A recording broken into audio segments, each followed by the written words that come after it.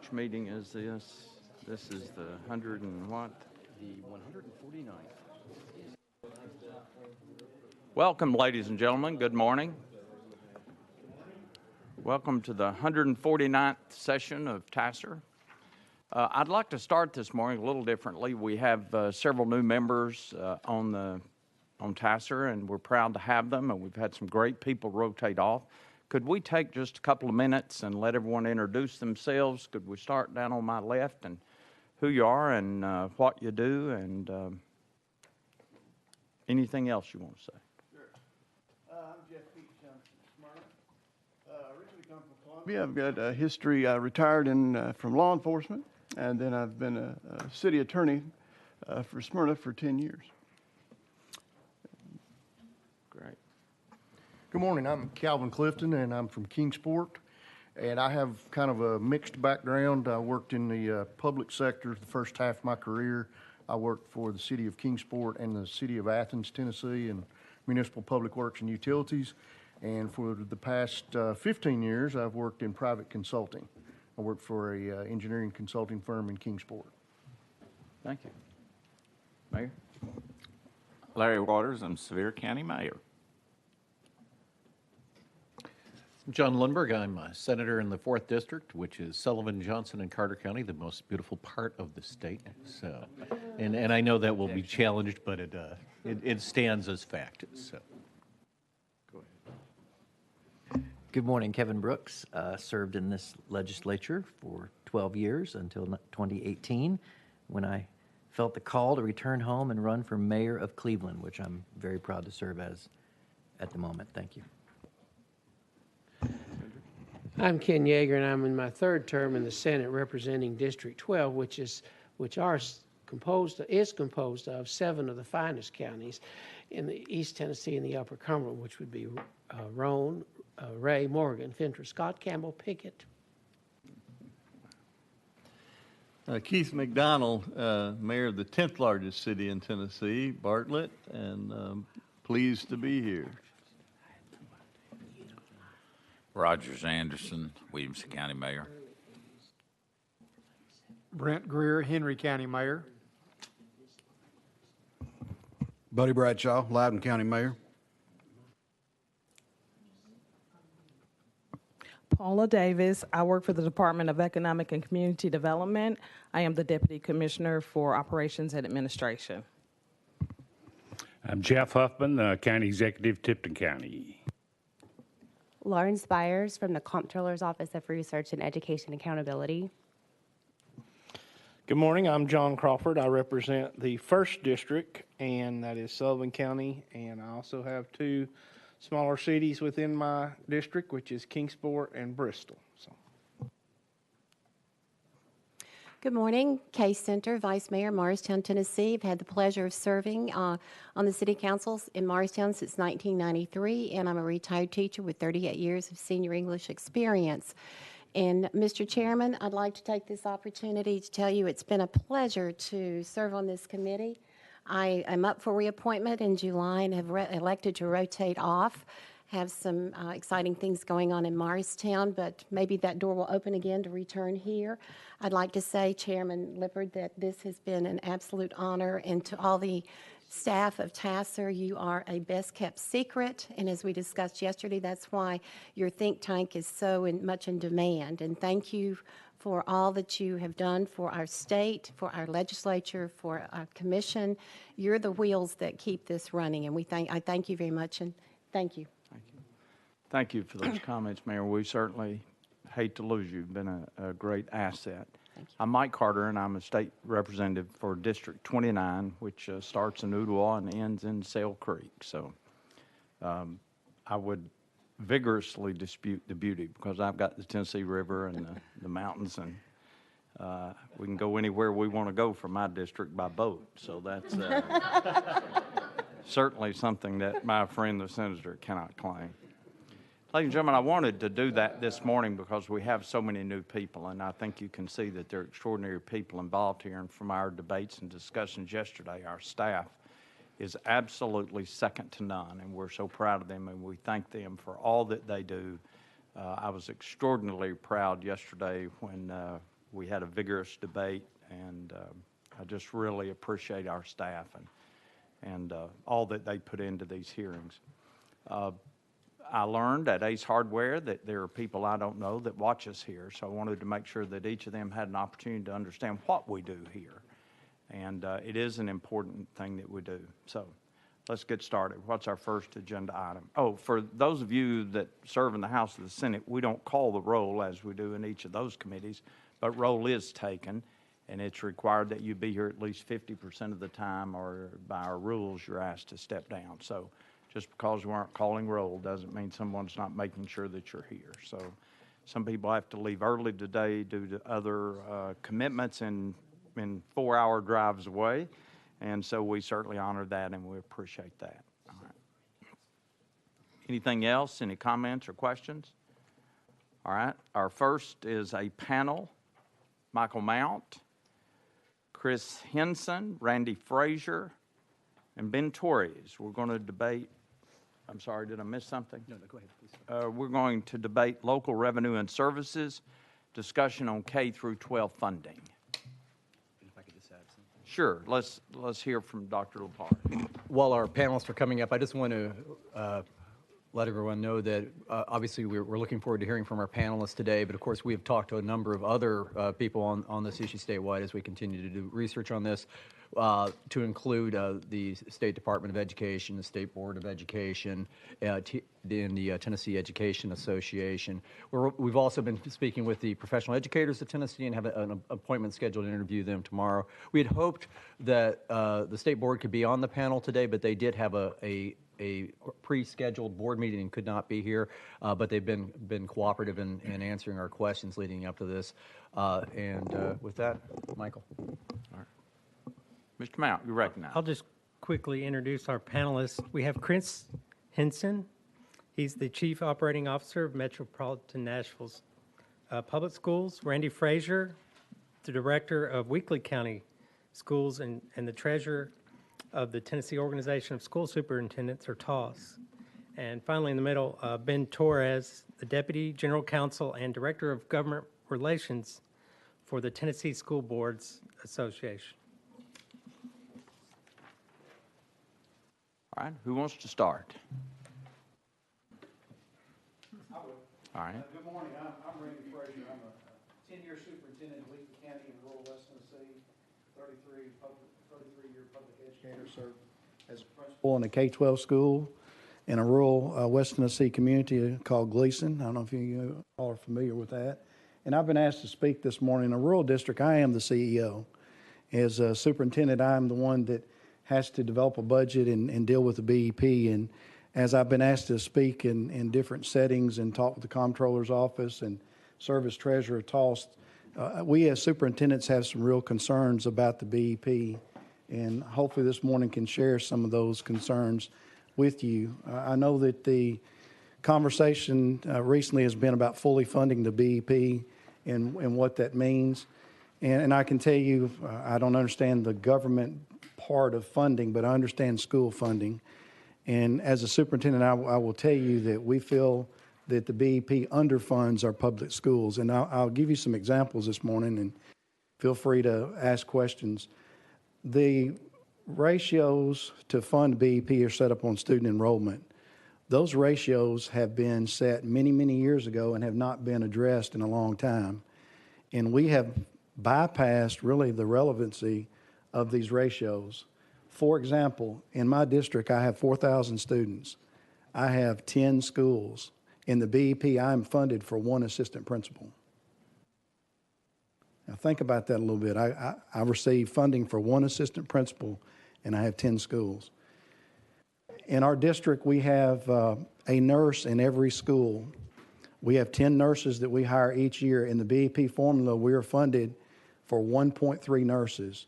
Last year in our school system, our 10 nurses saw 50,000 nurse office visits. We become the primary caregiver for the health providing for a lot of our children in our communities. The issue that we have a lot of times with BEP, there have been a lot of criticism for local districts that when the state provides raises for teachers the teachers complain that they don't get those raises. And there's been a lot of controversy. Well, the administration are padding their budgets or doing something with the raises. Let me explain to you what happens with teacher raises in my district. We have approximately 35 teachers in our system that are above the BEP that we get no funding for. For example, those principals that we have to have in schools. And so when raises come from the state, they only recognize the teachers that they say that you should have, not the teachers that you have to run an effective school system. That's one of our issues that we encounter. The second thing that happens with a teacher raise, when the raises incur in the BEP formula, there is one set figure that the teachers are determined their salary. And I'm looking at that. This is hot off the press BEP from yesterday. And the amount is, with the raise this year, for every teacher in your system is $48,330. That's for every person in our system, with the exception of me as superintendent. We receive $48,330. That's great for our beginning teachers who start at $36,000 with a bachelor's degree, our beginning masters with 40. Many of our teachers now have 15 to 30 years of experience with multiple degrees, make much more money than this. All of our administrators that we have, our 10 principals, our assistant principals, our supervisory staff, they all are funded at $48,330. All these employees are 12-month employees, which their salaries probably in our district average somewhere around $75,000. So when you look at that, when the raise comes from the state and we say we're giving a 2.5% raise, for us to divide those dollars out, it may be a 1.5%. And we've given a raise every year. So those are just some of the things that we look at, things that we have encountered in the last 4 or 5 years, and we appreciate the focus on teacher salaries. We still need to work on that. But it seems like every year we get a teacher salary increase, something is cut from the BEP. And let me give you some examples for that. About 4 years ago, when we got a teacher salary increase, all of the extended contract funding in the BEP was cut. Let me tell you what extended contract funding provides. It's all of your summer school instruction, all of your after-school programs. In our district, it was about a $100,000 decrease. We still have summer school. We have to have those. We still have our after-school programs. We lost that funding when we got teacher raises. The second thing that happened to us a few years ago, we used to get funding for at-risk students. In my district, our poverty level is 61%, and that was what the federal agency just came out with our title funding. We're at 61%. We used to get funding for at-risk students for every child in our district who was on free or reduced lunches, about 60% of our students. That was 2,700 students in Weakley County at an amount of about $530. That was changed. Not really sure why it was changed, but it's no longer free and reduced students who are determined to be at risk. You have to be direct certified, which means receive some type of government assistance. So in my district, those numbers from free and reduced, it might be a working family with low income that got free meals, but they don't get government assistance. Our numbers went from 2,700 at-risk students to about 1,300. And the increase in the dollars went from $530 to about $830. We lost $144,000 in our district. We got a teacher raise, but we lost money, so we had to account for these programs that our communities expect us to have. And so when I say the BEP has kind of passed its time, it really has. And the teacher-pupil ratios and the number of programs you have to have in small rural districts, it just makes it very, very difficult to have a school system to provide the education that all of our children in our rural communities deserve. So I kind of have had a shotgun approach and spoke to a lot of different areas, but I'll be open to when it comes to time to field any questions you might have. Thank you. Thank you. Do we have questions? Do we want to stop now and have questions of him, or do we want to wait till it's all over? What's your pleasure? You have a question? Mayor, County Executive Huffman. Not really a question, Mr. Chairman. All right. Just I do have some questions, but I'll just wait until I hear from all three. They may answer them along the way. Oh, okay. Yeah. All right. Is that okay with everyone? You had a question? All right. If I don't forget it. Write it down. Ben, are you next? State your name for us, please, even though we all know you. Ben Torres, Deputy. Ben Torres, Deputy General Counsel with the Tennessee School Boards Association. Just a little bit about our organization. We work with all the school districts in the state to help them effectively govern their school districts. If you look at school districts, they're usually the largest employer in a county. Now, there are some exceptions, depending on the major counties, but we just help them understand things that come from the General Assembly, things that are happening at the federal level, and one of those is the BEP. To say the BEP is complicated is an understatement. You could probably count on one hand the number of people that actually understand the BEP in this state and how complicated it is and all the different facets and how it works.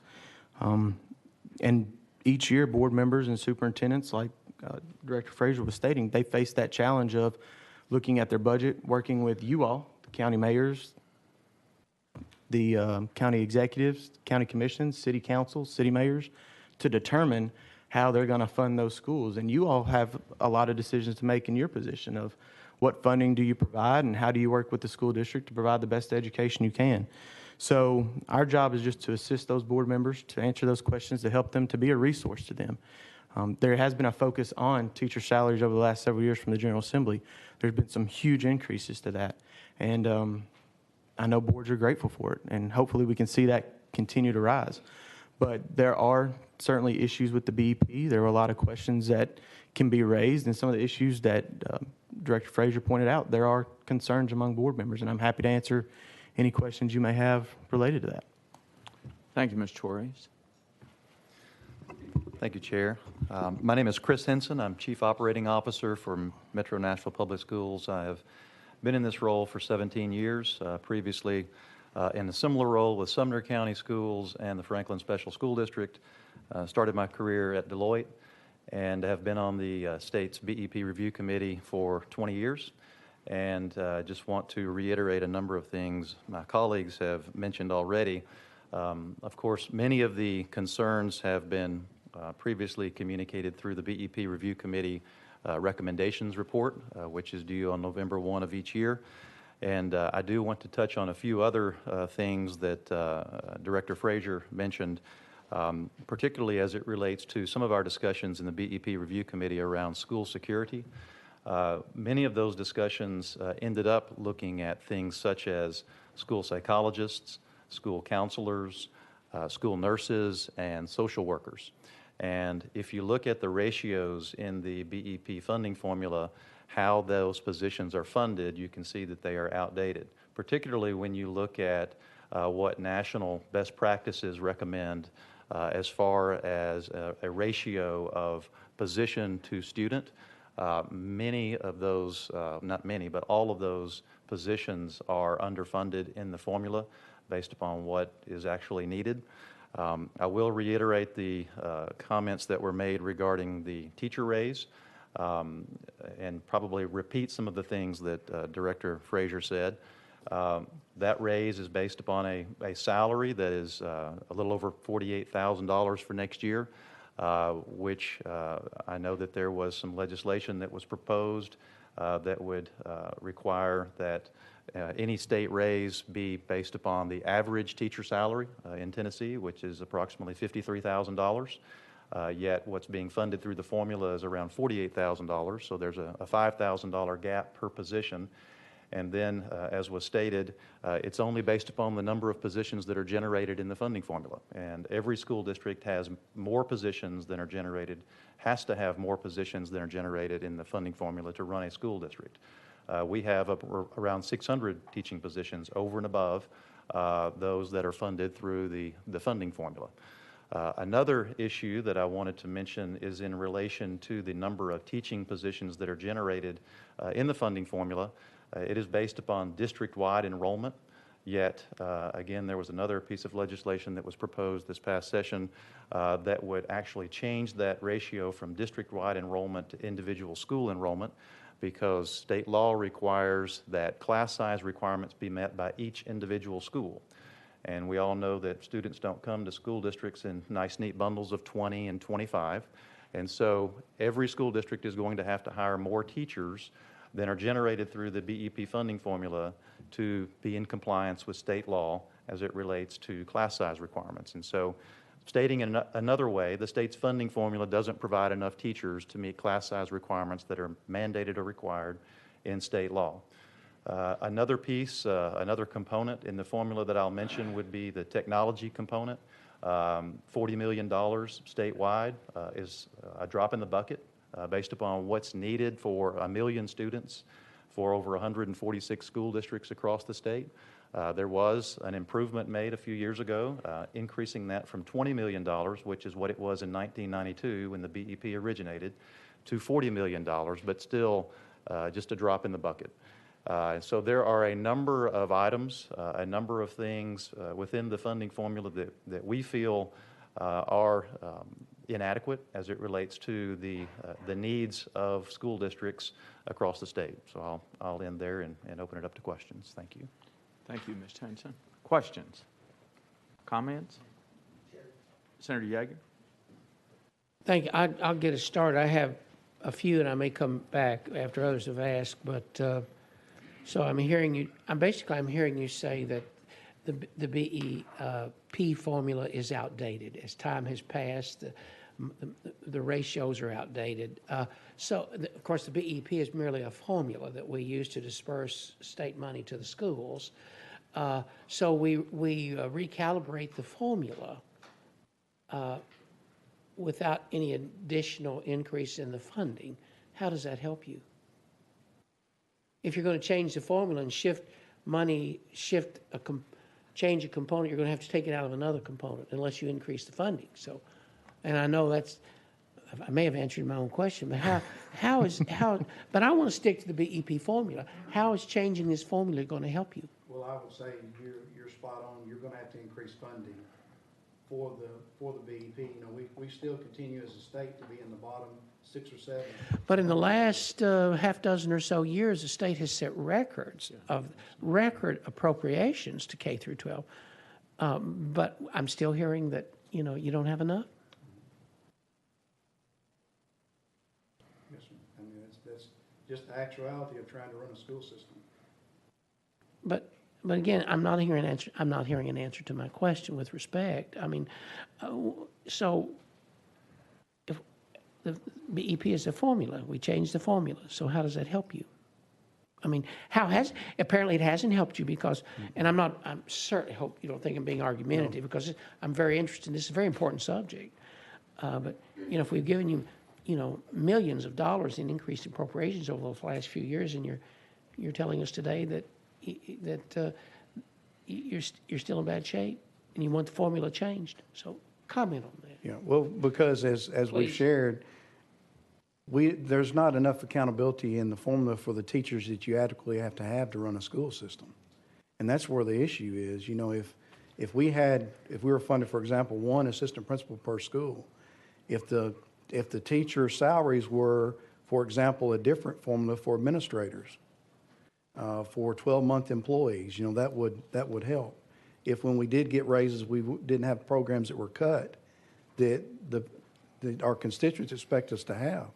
Our summer school, our pre-K remediation for children who come from high poverty homes, those programs that were at one time funded have now been removed from the formula. And so that's the things that we are confronted with. May I ask one more, Chair? Sure. Okay. Please. I appreciate that. And incidentally, I know where Weakley County and Gleason is. Yes, sir. Sweet potato capital of the Yes, world. sir. Yes, sir. I know where that is. Been there.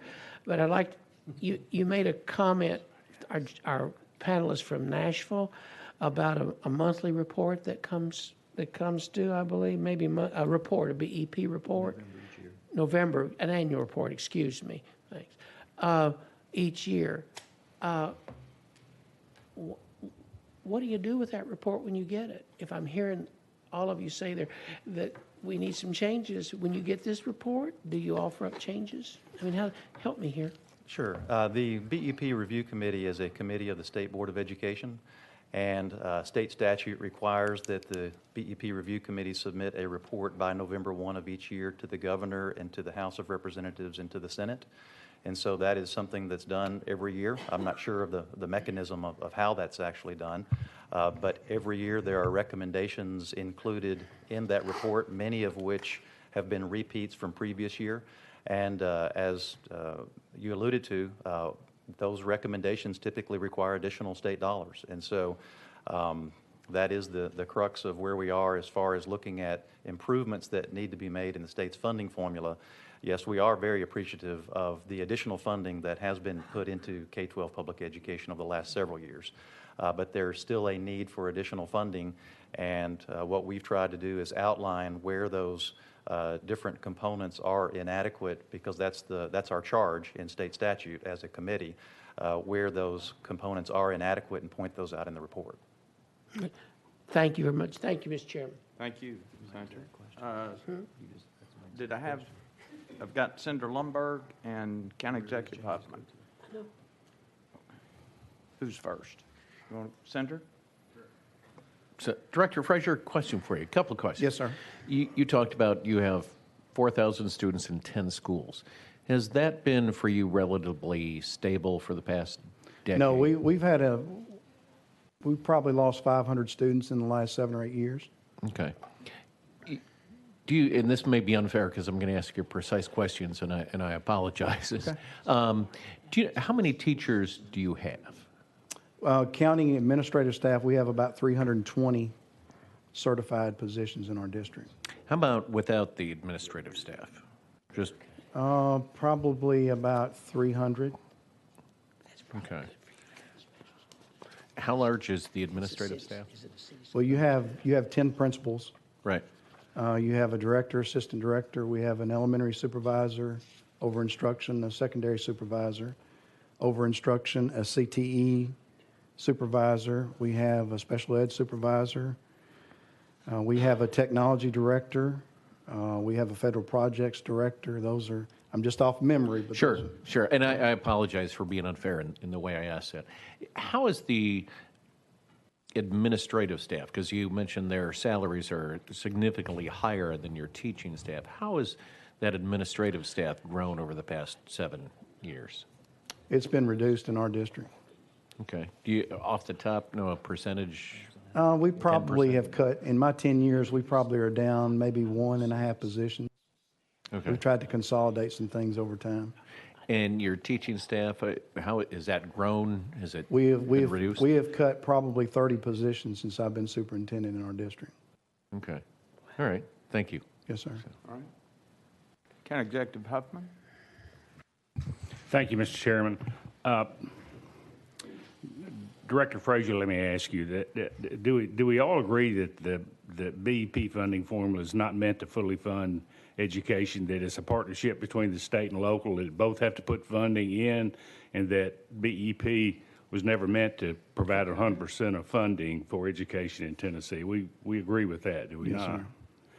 Yeah, the BEP funding formula was meant to, based on the lawsuits, to equalize funding in different education systems across the state. I remember one example years ago. Folks were testifying here in TACIR. I believe it was Crockett County school superintendent, and he mentioned the fact that they just really didn't have a sales tax base. You know, you didn't have a big Walmart and didn't have the car lots and all.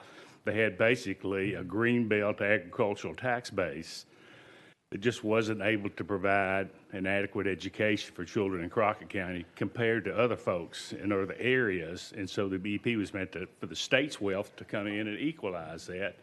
And I remember he said that a good example is this. We've got textbooks that talk about when Americans were going to land on the moon. Of course, that was done years ago, but the textbooks were so old that was the textbooks that they were using at the time. And he submitted that as an example. So my first specific question is this. The instructional component, I believe in Tennessee, went from 75% down to 70%. What's been the ramifications of that to local school districts? Can you be specific at all? And we looked at the percentages yesterday, but I mean, we didn't talk about the fact that 70% up there was reduced from 75%. And there are all kind of examples where you can go back and forth on this thing. The BP funding formula, what the state's done with funding health insurance. They used to fund just 10 months of health insurance in a school district, which for the life of me, I just couldn't understand.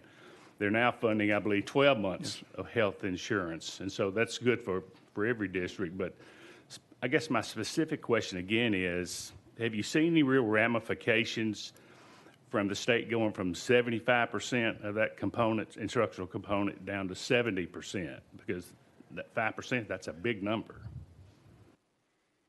And I can speak in our district. We have seen a decrease in our funding a little bit, but not, I wouldn't say 5% overall. And what it's caused us to do with the loss of enrollment, a few years ago when we lessened the homeschool guidelines, I think you saw in rural areas some school systems lose enrollment. We did, obviously. There are students in our district that are homeschooled and do a good job. We have a lot of students that are no-schooled. They just don't go to school. And so that has affected our enrollment. And what happens when you lose enrollment, when you lose 20 children at $7,000 a student, say, for example, that's $140,000. 20 students represent one teacher. Cutting one teacher is about $50,000. I mean, you have to cut a lot of other things to make up for that. And in a district my size, that 20 students may be 4 in this community, 5 in this community. And so it really makes it very difficult to just make a clean cut when you have those reductions. But we have seen some decrease in the funding, but I would not say it's 5%. Just to touch on that, though, when you see the reduction like that from 75 to 70, well, to make up for that 5%, it goes back onto the locals. Because when you look at that 70%, it's a 70% average across the state. So some districts are getting more state funding, some are getting less state funding. But if you shift that down, the local governments have to make up that difference. And that's what, when you get back to the student-teacher ratio, when you get back to the salary aspect that Director Frazier was discussing, well, with that average salary coming from the BEP of $48,000, but the actual average salary is $53,000 across the state, well, the locals are already making up that $5,000 difference. Plus, you have to make up now the additional. So it kind of goes back to now it's going back to the locals and you all. Well, that's what I'm trying to get to. Is it really, the state has put additional funding into the BEP program. I mean, they have. And so what I'm trying to get at is, after the 5% reduction, with the increase in state funding that's come forward, what's the net difference to the school systems? I mean, if you've moved back 2 steps and then you move up a step or 2, are you about where you were? Are you ahead? I'm trying to get at, has there been a real increase in state funding based on what you all are seeing on the ground in these school districts? And I guess particularly Metro, that could have big implications for you. It does, and thank you for the question. And we have seen an increase in overall state funding. But as you mentioned, it was the intent through BEP 2.0 back in 2007, I guess, that instructional category go back up to 75% where it was originally, and that never occurred. And the instructional category components are by far the largest. That is the largest category in the funding formula because that's where all the teachers are and where all the instructional staff would be. And so we haven't seen the increase that we would have, obviously, if that 70% were pushed back up to 75%, as was indicated when BEP 2.0 was passed and as it was prior to, when we only had classroom and non-classroom categories, the classroom being funded at 75%, non-classroom at 50%. Let me ask if I could, Mr. Chairman. Certainly. The lawsuit that's pending now, I believe Davidson County, Shelby County, is that lawsuit about adequacy of funding or equity in funding? It's about adequacy of funding. So it's about more funding? Correct. All right. If I could, just one more question, Mr. Chairman. The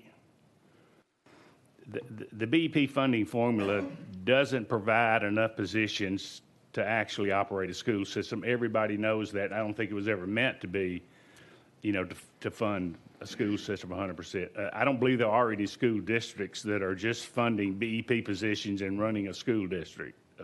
If someone knows of one, I'd like to know who that is. So we know that's not the case, and that was really meant to be the case. You all wouldn't suggest, for example, if you're looking at it from the state perspective, that in a county, in an area that's got, say, 4 different school districts in one county, or 5 different school districts in one county, or multiple school districts, that the BEP funding formula would provide funding for all 4 or 5 of those school directors and assistant school directors and all. You're not saying that, are you? No, and of course, that's a West Tennessee, I think, I wasn't going to say that, Mr. Director. And I think what happens, and I have friends that are colleagues in some of those districts, whatever the state sends, they divide that up. For example, superintendent salary, they look at the enrollment of each school, and they get a percentage of that state money at each district, so. Yeah, I guess they have my to make point it up is locally. that's just an example of where there are areas that could be more efficient, and I know the reasons that they're not in some areas. You know, the local politics, and it's, you know, it's been that way a long time, and I understand all that. But my point is that I think what the creators of the BP were trying to figure out was what's the basic for these positions, and that is very, very difficult to do because urban areas in Tennessee have educational challenges that rural areas don't, and rural areas have educational challenges that urban areas don't, and it's difficult to equalize state funding across this entire state when you've got that kind of dichotomy and those kind of contrasts. But I appreciate you all being here this morning and taking the time to. And one of the things, just another comment that makes it kind of difficult, and it's just the logistics of what happens in the school system. When you start school, traditionally, you have more students than when you finish school each year. And where we currently look at the attendance in our districts, we take months 2, 3, 6, and 7, and that's where we determine our student population. In months 2 and 3, when our enrollment is highest, those months count 15%. And in months 6 and 7, those months count 35%.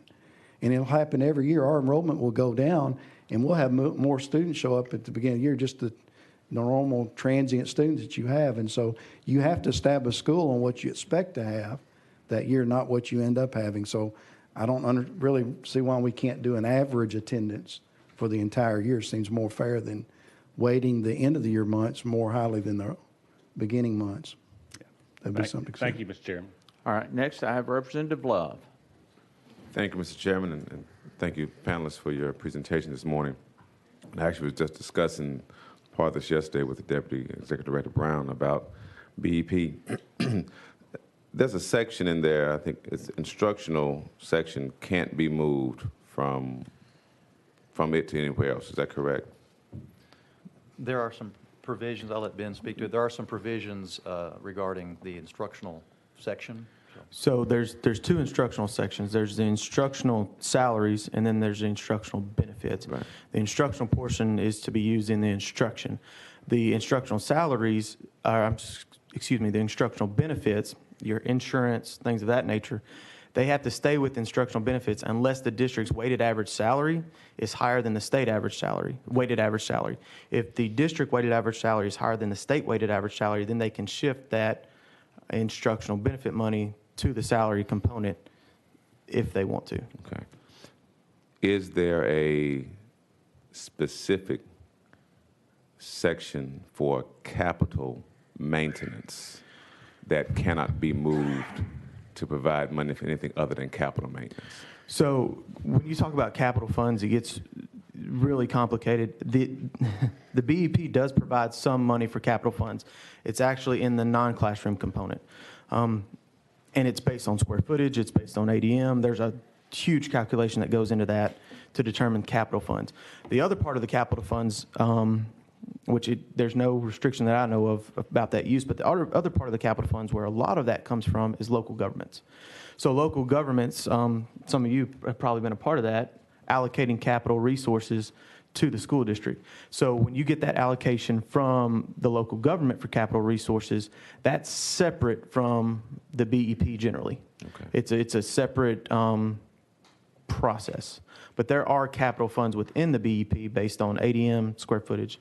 So there's 2 different ways to look at capital funds. And I raise that question, and maybe get into part of what Senator Yeager was asking, because if capital maintenance dollars can be moved from that particular area to cover something else, and my mind is going back to, I think, a report from TACIR some years back that detailed the deficiency in a lot of our school buildings across the state. I think particularly because that section didn't specifically say you have to spend this only on maintaining your buildings.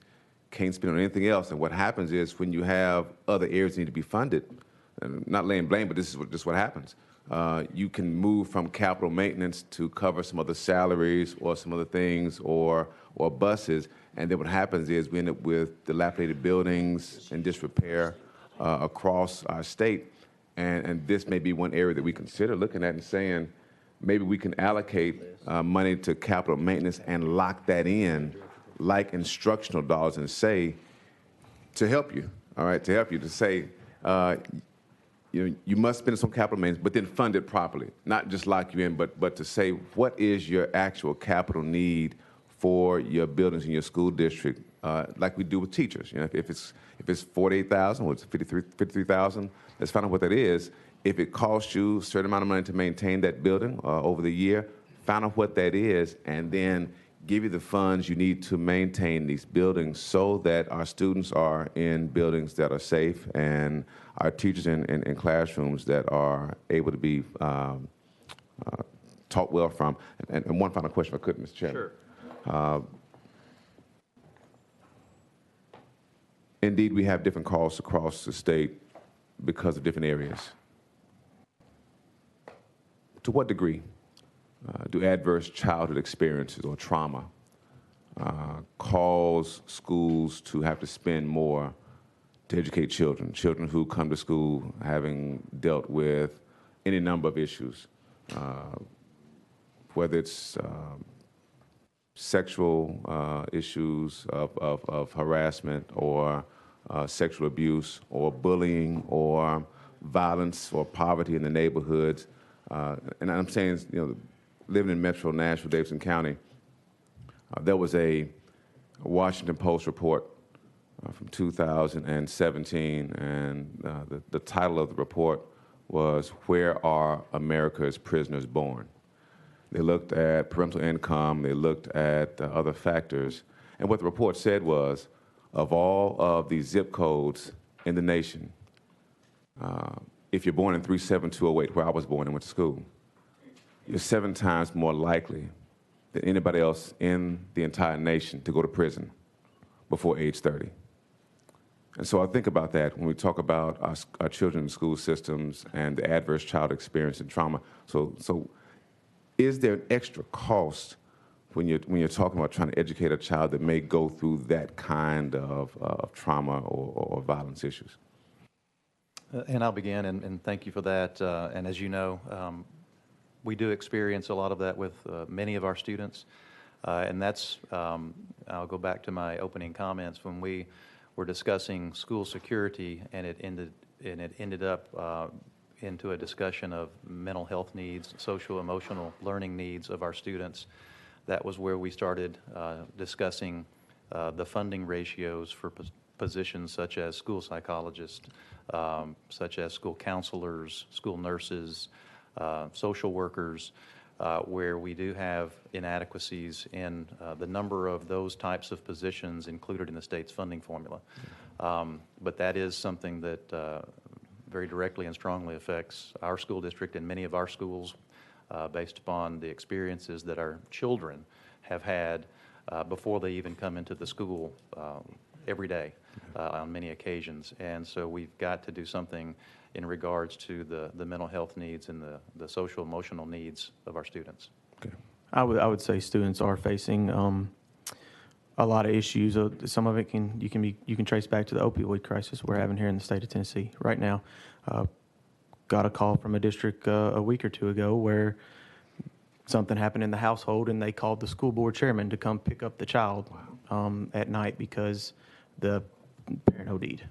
So you do have those issues that districts are facing, and the kids are coming into that situation. I mean, we've seen it across the state too.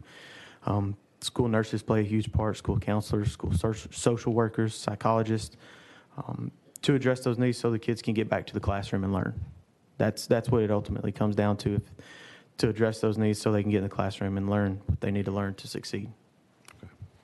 Representative Love, in our district, and obviously we're small, but I visited a primary school yesterday where we had about 12 children that were anticipating coming to pre-K next year that we've identified from at-risk homes that we're providing about a month of special summer school work and that's funded totally locally. And we address things, mental health issues and emotional disturbed children have quadrupled, it seems like, each year. You know, I can remember early in my career, we might have 4 or 5 in our district. We have one nearly in every grade in every building now. And so that's a dramatic change of what happens in a daily routine in a school system. Okay, thank you. Thank you, Mr. Other Chairman. questions? All right.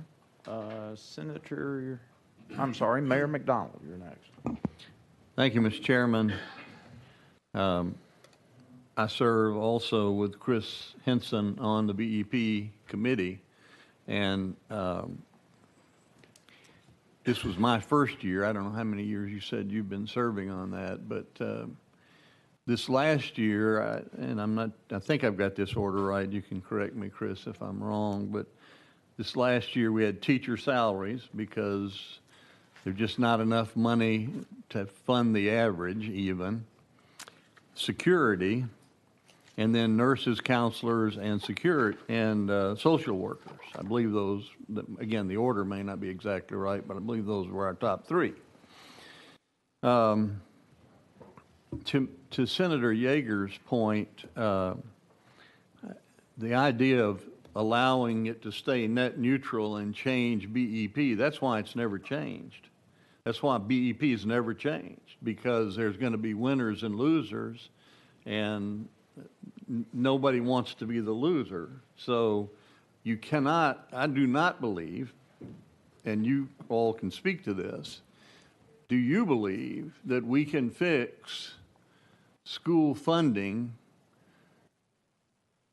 by adjusting BEP to whatever we want to call it without additional funding? Any of you believe that? I do not. No, sir, I don't. It goes back to your comment, Mayor, that if it's net neutral, you move from one area to go to the other area, where that other area you moved from will be lacking in that amount. So is it, in your testimony, would it be fair to say that if the legislature and the governor signed a funding authorization that fully funded the BEP formula as it stands today, we would be funding either to 1992 or at the best 2007? Is that understanding that correctly? I believe so. I think when I hear fully funding the BEP, that to me means it's fully funded as it stands today. Right. Not taking into consideration inadequacies and components that are not funded as they should be or not even included at all. For example, there's not one component in the state's funding formula for education for teacher training and professional development. And, you know, that's a big cost and a big need in a school district, but there's not a component for it. But when you talk about the BEP being fully funded based upon the current iteration of the formula itself, that answer could be yes.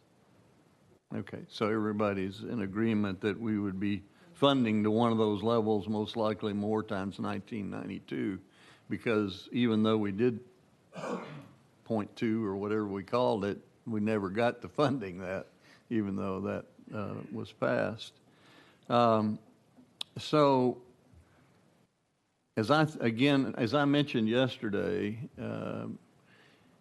and you all weren't here, if we get the estimated additional dollars from internet sales tax that's expected, let's say that amount is 120 million. Did you ever find that, Michael?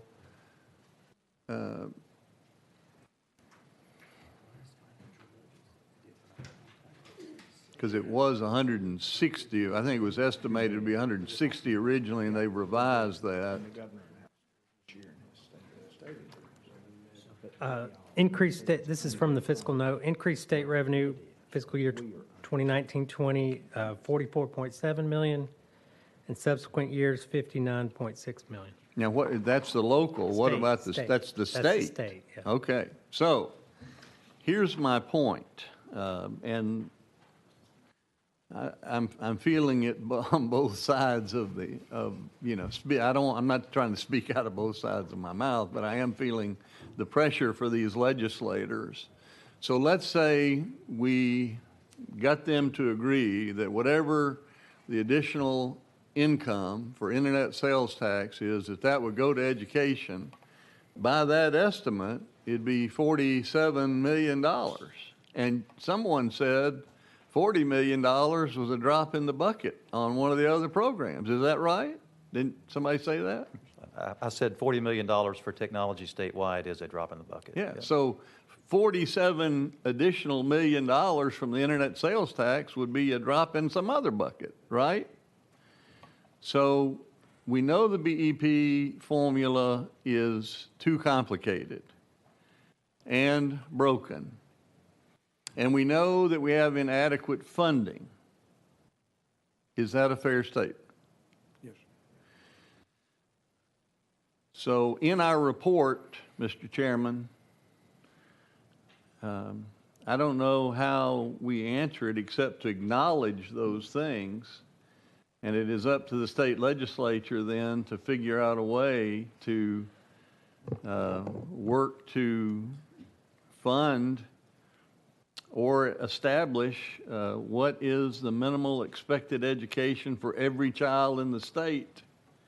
And we're not there right now. And, we have a school system. We have 11 schools in Bartlett. And, so it does fall between the county and the city to make up those differences so that you can advertise to the companies you're trying to bring jobs in that you've got a workforce that's ready to work.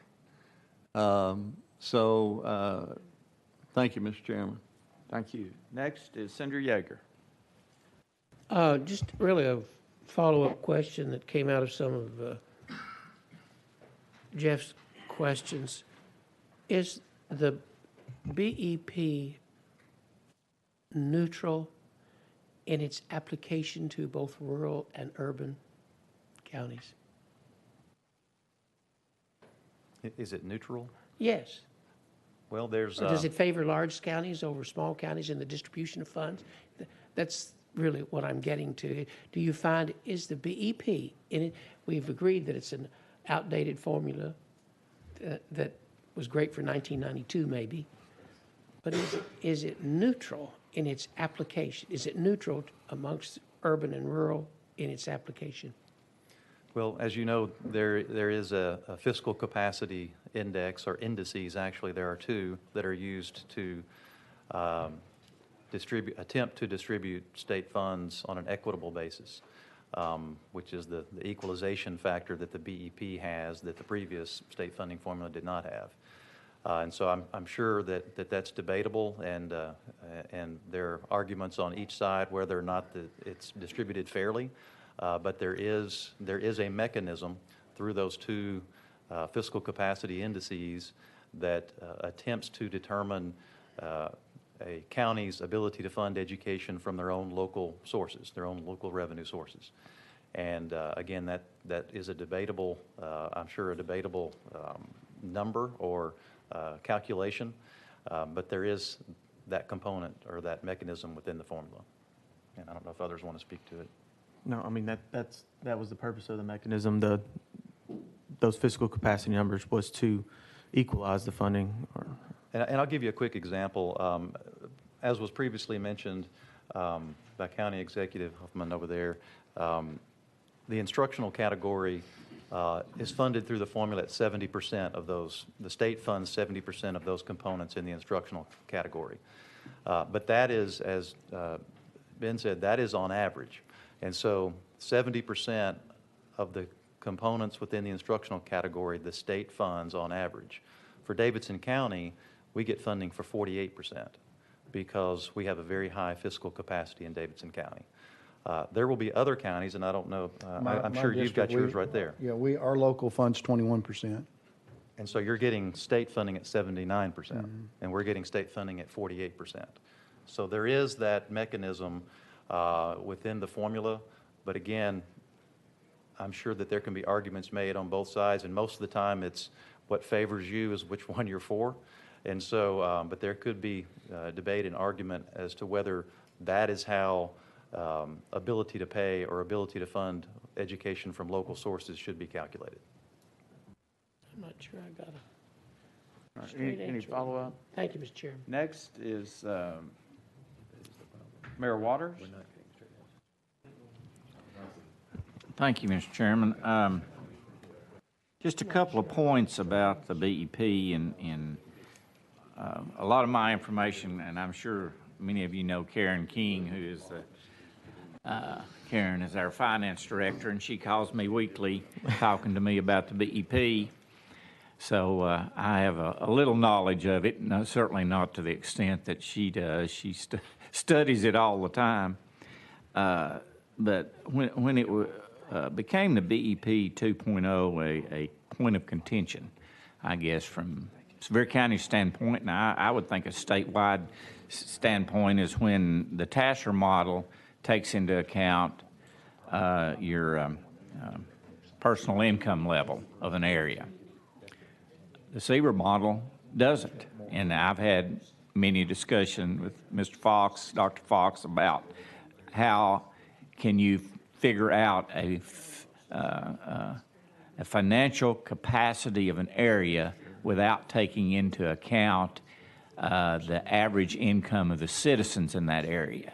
I mean, I still don't understand that, and of course that hurts us because we're a tourism-based economy, and our per capita income is in the middle of the state. It's certainly not at the top of the state.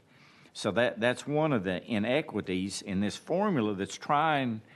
And Senator Yeager made an excellent point that, you know, what we're really talking about is just moving parts within this puzzle, moving it around and not making the puzzle any bigger. We're just moving the parts around, and that's one of the ways to move the parts around. But if the goal is to be more equitable based upon the criteria of whether your citizens can pay, what kind of tax base you have, all of those things go into that formula, then as we've stated, the formula is outdated and has to be looked at from that basis. But I still don't see how, and a lot of the things that come through the state, and you all know this, security is an example. They run it through the BEP formula, and it costs just as much to hire a security officer in Sevier County as it does in Weakley County. But they run it through the formula, and we're paying about 68% of the cost of that, whereas other counties may be paying 25%. And when they run all of these things and they mandate through that formula, it really puts a burden, and particularly on those counties like ours, that we're paying a vast majority. We're closing in. I think we're one of the only counties that's getting ready to lose money in this this new destination-based sales tax. So we're going to lose again. So we're moving toward paying 70% of our costs locally, and the state picking up 30% of our costs in education. That's where we're moving, because everything that happens has a negative impact on us, and I, you know, everyone knows that we're sort of an outlier in this whole thing, and it's hard to fit us into model.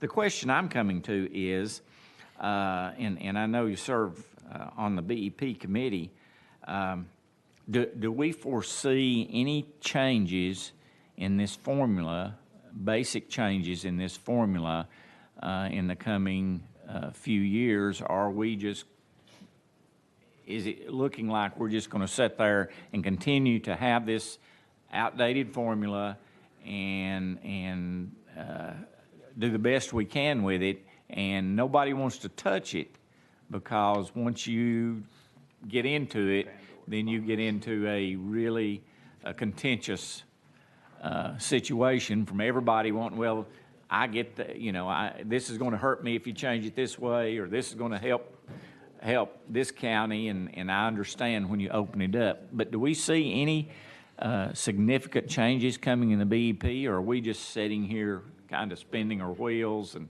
we're going to do the best, continue to do the best we can. Do you all see any changes coming from the state level and the BEP? I think as far as the BEP changes go, when you look at overall changes in the formula, that would certainly come from the General Assembly.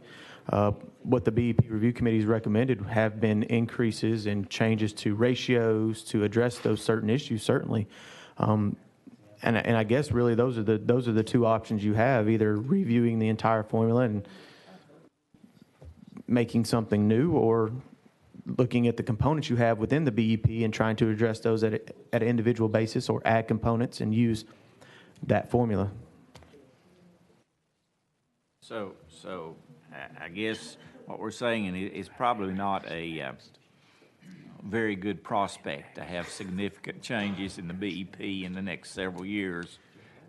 It would appear. One of the things that I heard at our fiscal workshop the State Department held about a month ago, which doesn't impact my district because we've not been a growing district, but there are some growth monies set aside for systems who are seeing growth throughout the year. And I understand there's going to be a pretty significant cut in those dollars next year.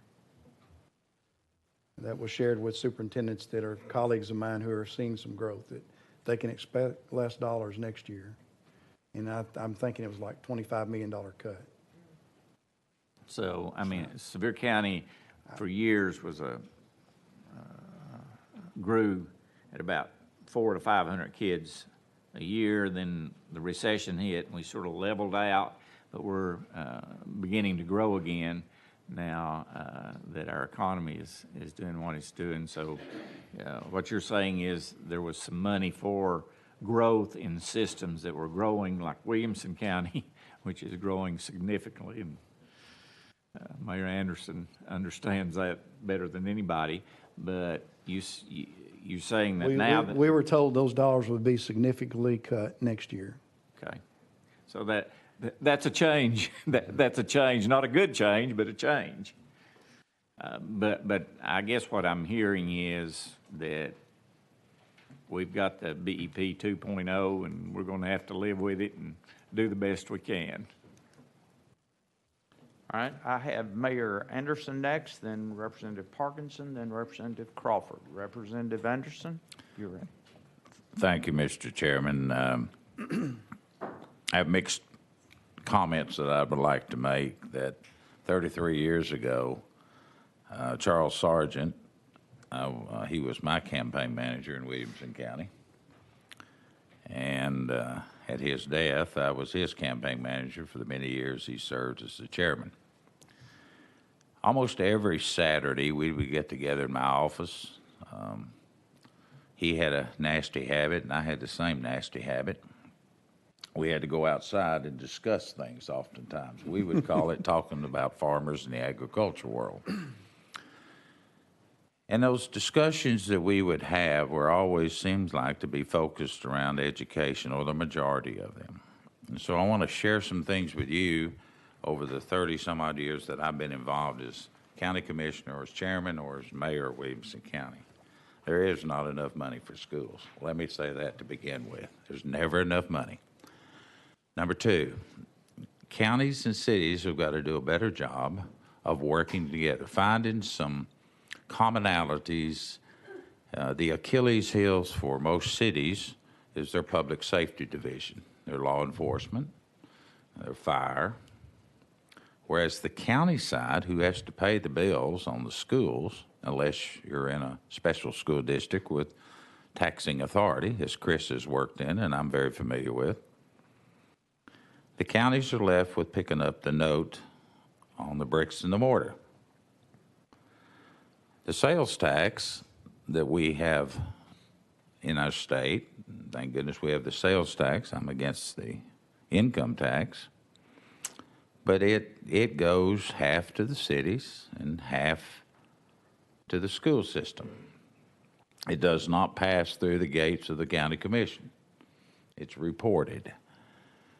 So I think cities and counties have to figure out a better way to educate our children.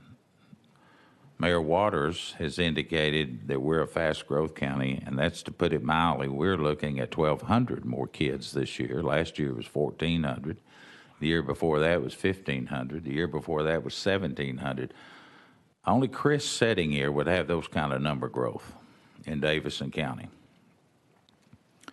But then I think about the way government is run, Senator Yeager, and sometimes the state does cut funding and the locals have to pick it up. But sometimes local governments, and I've always been a proponent of public education. If you provide the best public education in your community, then you'll have a great community and you'll help to facilitate jobs. Government does not create jobs, but we're a facilitator. We're a conduit for that. And when that happens, your communities are going to grow. So back 30 some odd years ago, we started the journey saying, let's have the best schools. Cities and counties have to figure out a way to work together. Part of the comment that was listed here in this memorandum is counties mandated by law and the funds from the state to each group to comply with the law, to study the duties of the cities and counties. I bring this up to the attention of Representative Crawford because I know he's seen this happen up in his area. You know, when a county, and I guess I could ask the school board representative before I say this, Mr. Torres, how often do you go out on the circuit and tell us counties and cities, don't give away your money under TIFs and pilot programs? Don't give up your school dollars. How many times have you said that? I have not visited county commissions personally, but I know a lot of school boards. When a city, could I interrupt you? In other words, you haven't done it. I have not, no. So when a city and a county gives up under the pilot programs and the TIF arrangements we give, don't give up your school tax dollars. If it's that sacred to you and you need it, why should the city and the county ever give it up? Now, we want jobs, but the corporate America has to understand how important that is in every local community to have good schools. And that takes backbone to tell somebody no. And I know I've got fellow peers here, the county executive and county mayors, that won't necessarily see eye to eye with me on that. But if you're giving up your school tax pennies, no wonder we're chastised on corporate welfare. I was in the corporate world for 28 years. I understand that. So Senator Yeager asked, any more money? Well, the cities and counties can do a lot better job of controlling that, sir. That's hard when you're looking for jobs and unemployment is low. It is hard, but it's a collective effort. We ran a referendum, and we've got if I can brag about my 6 cities. We were told by our school board that they needed $500 million over the next 12 years to build schools and add on. $500 million. So, you've got a limited choices at the county level. You've got property taxes and you've got a few other taxes, but you rely on the state. We get 48%, so let's go fix it ourselves. So then we went to every city and said, let's go for an increase on the sales tax. Now, I'm in a Republican county. Can you imagine me running point on that at an election year? And that's what we had to do. The public voted on a referendum, 66% of the people said, we'll support you. We had to off-spend with businesses to help us to get this sold, because I can't take tax dollars to promote an increase in sales tax or property taxes. But businesses were willing to do that. It passed 66%. But the common denominator that caused this to pass was not me, was not anything other than every single city, all 6 of them, stepped up and said, we will do a memorandum of understanding with the county to give up our increase in sales tax for 3 years to help pay for those schools. So my friend here, whose son now lives in my city and goes to our schools, it's important for him to have good schools for his grandchildren. And I believe our citizens believe that. Nobody wants to pay for it. Nobody will ever admit it's too much money. But doggone, at the end of the day, one of the reasons that people are moving into our county is we protect that tax base. We do not give out the pennies on the sales tax of public education. And the cities have all stepped up, and they gave up it's estimated to be, based on 2017 sales tax increase, $60 million.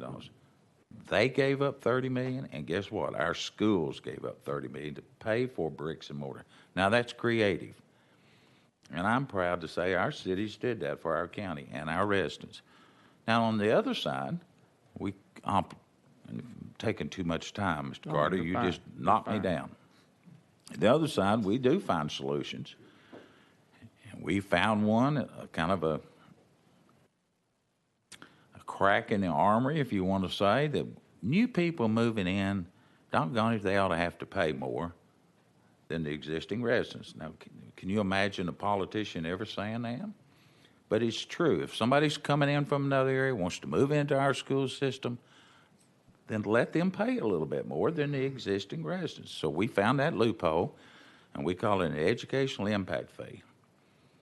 We made the circuit in Williamson County for 9 months, close to a year, saying this is what we're going to do. How much do schools cost? All we really need to do, instead of hiring a consultant, was pick up the phone and call any of our private schools. Because of the price of the school, they already knew it. But we had to spend money to get that. We put it in place. So the bigger the house you are, you pay on the square footage, on heating and cooling, and that money is called educational impact fee. And we estimate that's going to bring in about $12 to $15 million. The first people that filed this lawsuit against us was the home builders. And yet they're advertising, come to Williamson County, live in the best school system and buy our houses. Now, the home builders didn't suffer. They're passing it on to the new residents. And now we're in a lawsuit and it'll take another year. Meantime, I've got $25 million sitting in a fund that I can't touch. And oh, by the way, the schools that we started back in with Charles Sargent in 1986, we built 4 schools. All of you can say the same thing in your community. Those 4 schools cost $30 million, 4 elementary schools. Well, we put them in all 12 districts so that we could get 13 votes out of 24 county commissioners. I know you all have never done that, but that's the only way we could get that. One school today of an elementary school costs $30 to $35 million, and the latest high school, which we opened, was $65 million for one school. So if you're going to study this some more, BEP needs to be looked at, but you're exactly right. You've given money, but there's never enough money for schools, and there's never enough tax dollars to do it. And so we find these creative ways. So, and I know they're industry groups, the home builders and all of them, but when they tie your hands behind your back, the best you can do is sales tax. We're capped, we're out. Now it's property taxes. Or we start saying no, and we just asked a little help like Charles has asked for. Internet sales tax, whether it's through where it's destination bound, cities and counties need to sit down. But our 2 organizations, they'll fight tooth and nail in the whole while. We got to find a solution to it. Mr. Chairman, I kind of rambled on there a little bit, but I want to lay the groundwork out for my 33 years, what I've seen, and it's the same thing. As Larry will tell you, he's got 40-some-odd years in. It's the same old story every year. Thank you, Mayor. Appreciate those comments. Representative Parkinson, I think you waved off. Is that correct? Representative Crawford, you're next on the list. Thank you, Mr. Chairman. I think I got a lot of the questions that I was going to ask answered, but I do have a few more. One specifically for Mayor Waters. You were talking about the cuts. I mean how you guys, your local government, was ending up paying about 70-some%, which was kind of a turn from what the state and locals. It's actually 68. Okay. My question would be, because my county is a lot like your county, I have the cities who have their own school system versus the county that has theirs. The difference in that, is that because Sevier County has such a high tourism or intake of funds because of that? The sales tax. The sales tax, right. Okay. I just wanted to make sure I was understanding that correctly. The other thing that I would have would be the question, and Mayor Anderson brought it up there too, is to your statement that you had heard that there was going to be significant cuts to the BEP. Was that for the urban areas or the rural areas? It's generally urban areas who are seeing growth in student, and I'm not really familiar with it because I've never shared in those dollars. We're usually losing students in rural areas. My understanding is throughout the year, maybe you get students that you didn't get budgeted for, and there's some dollars that are divided up. Isn't that correct? There's a set amount of dollars that the state legislature will approve in the state budget for what's called student enrollment growth. And those BEP growth funds are then distributed out to the school districts that are experiencing fairly significant growth, typically in the January, February time frame within the fiscal year. And it mainly affects some of the surrounding suburban counties, Williamson, Rutherford, Sumner, Wilson, Davidson, we have also seen some of those funds in the past, and I'm sure some others as well. But it's an attempt to provide additional funding to school districts that are experiencing enrollment growth, because many people don't realize the BEP is based on prior year student enrollment. And so what school districts received, for instance, this past fiscal year, school year in 2018-19 was based upon student enrollment in 2017-18. So it's always based on prior year enrollment, and so this is an attempt by the state to provide additional funding to school districts that are experiencing enrollment growth, to give them some additional funding for the additional students that they are educating over and above what they're seeing through the regular BEP funding based on prior year enrollment. So we know for a fact then that it costs more to educate a student in an urban area versus a rural area. Will you concede I would submit that, yes, based upon the needs of our students. Okay. All right. Thank you, Mr. Chairman. All right. Other questions? Mayor? Thank you, Mr. Chairman. Thank you for your comments, and I want to offer some comments from the perspective of a classroom teacher. Mayor McDonald, I think I'm very glad that you're on the BEP board. You've raised some questions, as have you, that need to be addressed in this report. When these services are not provided, the classroom teacher assumes those. That's just what the classroom teacher does. They become the nurse, the counselor, the guidance counselor, the liaison, whatever needs to be done, that's what generally the classroom teacher does. In addition to the children that we're seeing in the classroom now that have adverse childhood experiences, we also have special needs children that have been mainstreamed into the classroom. We have IEPs, individual programs that they have to follow and be monitored and so forth. So in addition to that, the SRO program, the security aspect that you're talking about, is another layer of responsibility. In ours, we have SROs in our 2 high schools. We have them in 2 of our middle schools that then rotate among the 4 middle schools, and they drop in as they can on a daily basis to do a walkthrough in the elementary schools, so SROs. So each of those categories that you've mentioned that are not fully funded, the school system takes on as much as they can in order to provide those services. But remember that the classroom teacher is also now responsible for all those tests that the students have to take, and those evaluations of those children that are then determining what classes they're going into and whether or not that teacher is retained. So there is a lot that is going on in the classroom that has to be taken up by that, take up the slack, I guess is what I'm saying there. In addition, the art programs have been cut from the school system, and we're seeing now that we have rotating art teachers. We don't have them in all of the school system, all the schools like we used to. We have guidance counselors that rotate among the elementary schools on a 2-day, 3-day basis because we don't have the funding to provide the guidance counselors. We need those counselors. We need the feeling of security and safe space when those students come to us. We need the nurses because I like what you referred to. Where are the prisoners born? Exactly.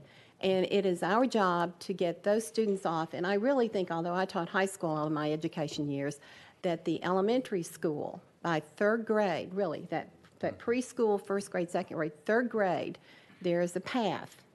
And it's reading, it's that basic education, it's that foundation.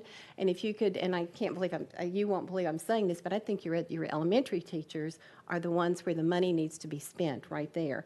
Because if you don't have that foundation for the middle school and the high school to build on. But anything that is not funded, and I like your idea of the TIF, federal welfare for the industry. I've heard that term before. It wasn't a popular term when it was brought up in our city, but I had not thought about that, and I think that's great to keep the education part of what you're going to give up in the TIF there.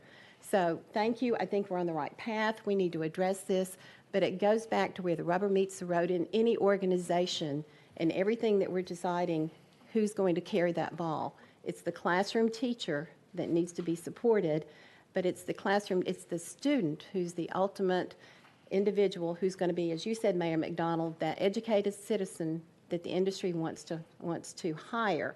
And we do. And we have an education foundation, HC Excel in Morristown, that was started by a lady 25 years ago that went to the industry and said, one of our industries put up $50,000. And today it's over $1 million, and they fund programs that other programs aren't funded through, but they can only do so much. But the theme of that is an educated citizenry provides the foundation for an economically viable community. So thank you. Fund us. Thank you. All right, thank you, Mayor. Anyone else I have? Yes, Mayor Huffman, or County Executive Huffman. I'll get it right one of these days. Thank you, Mr. Chair. Just a quick question. The movement of dollars from, let's say, the capital portion of BEP into salaries, I mean, that's doable, and that's done. There are conditions where you can move instructional money out of the instructional category as well, are they not, Mr. Torres? I'll have to go back and look, but I was under the impression that the instructional component money has to stay there. Now, there is that difference between the instructional benefit and the instructional salary, and you can move the instructional benefit into instructional salary. Some people still do refer to those together as one component. If a local LEA's average teacher salary is above the state average teacher salary, can they move salary money out? They can move benefit money into the salary portion if they're above the weighted average. But not salary out. Right. Okay. Or they can hire additional instructional positions. That's true, too. Yeah, and just a question I had, just from the standpoint of you guys are down there, running the systems. When you move capital money into salaries and then later you have a capital need, you need to either build a school or add a school, what do you do? Well, and I'll begin this by saying, and as you know, the BEP is a funding formula, not a spending plan. So it doesn't prescribe how those funds should be spent. But back to your question, what we do is we have to go to our mayor and our funding body, which in our case is the city council, and request capital funding for a variety of capital needs. That is not something that typically comes out of our general purpose operating budget. And when they ask you, what are you doing with the state BEP capital dollars right now, how do you answer that? Well, we show them how much we're receiving of our total budget, which is around 30%. We're very similar to Sevier County. And so we're spending on all of the things that we've sort of talked about as far as inadequacies in the current formula, whether it be the fact that our, as well as everyone else's, teacher salaries are higher than what's being funded through the formula, or we have more teaching positions that are being generated through the formula. So there are a variety of areas where we're using those state dollars where the need is highest. Yeah. Thank you. Thank you, Mr. Chairman. I'm sorry, Mayor Anderson. Chris, can I ask you, would you all be, or Ben, would you be willing to negotiate on the maintenance of effort? I'll begin. I'm not sure what you mean by negotiate. Because some of our discussion in the BEP Review Committee has been maintenance of effort strictly means that a local funding body must budget at least the same amount of local revenue as the prior year, unless you have a decline in student enrollment. And what that doesn't take into consideration would be any salary increases, teacher raises. It doesn't take into consideration any inflation. It doesn't take into consideration increased student enrollment. All the local funding bodies required to do is provide at a minimum the same budgeted local revenue as the prior year, even though a school district has increased costs every year. So I'll sort of begin with that and then find out what you mean by negotiate.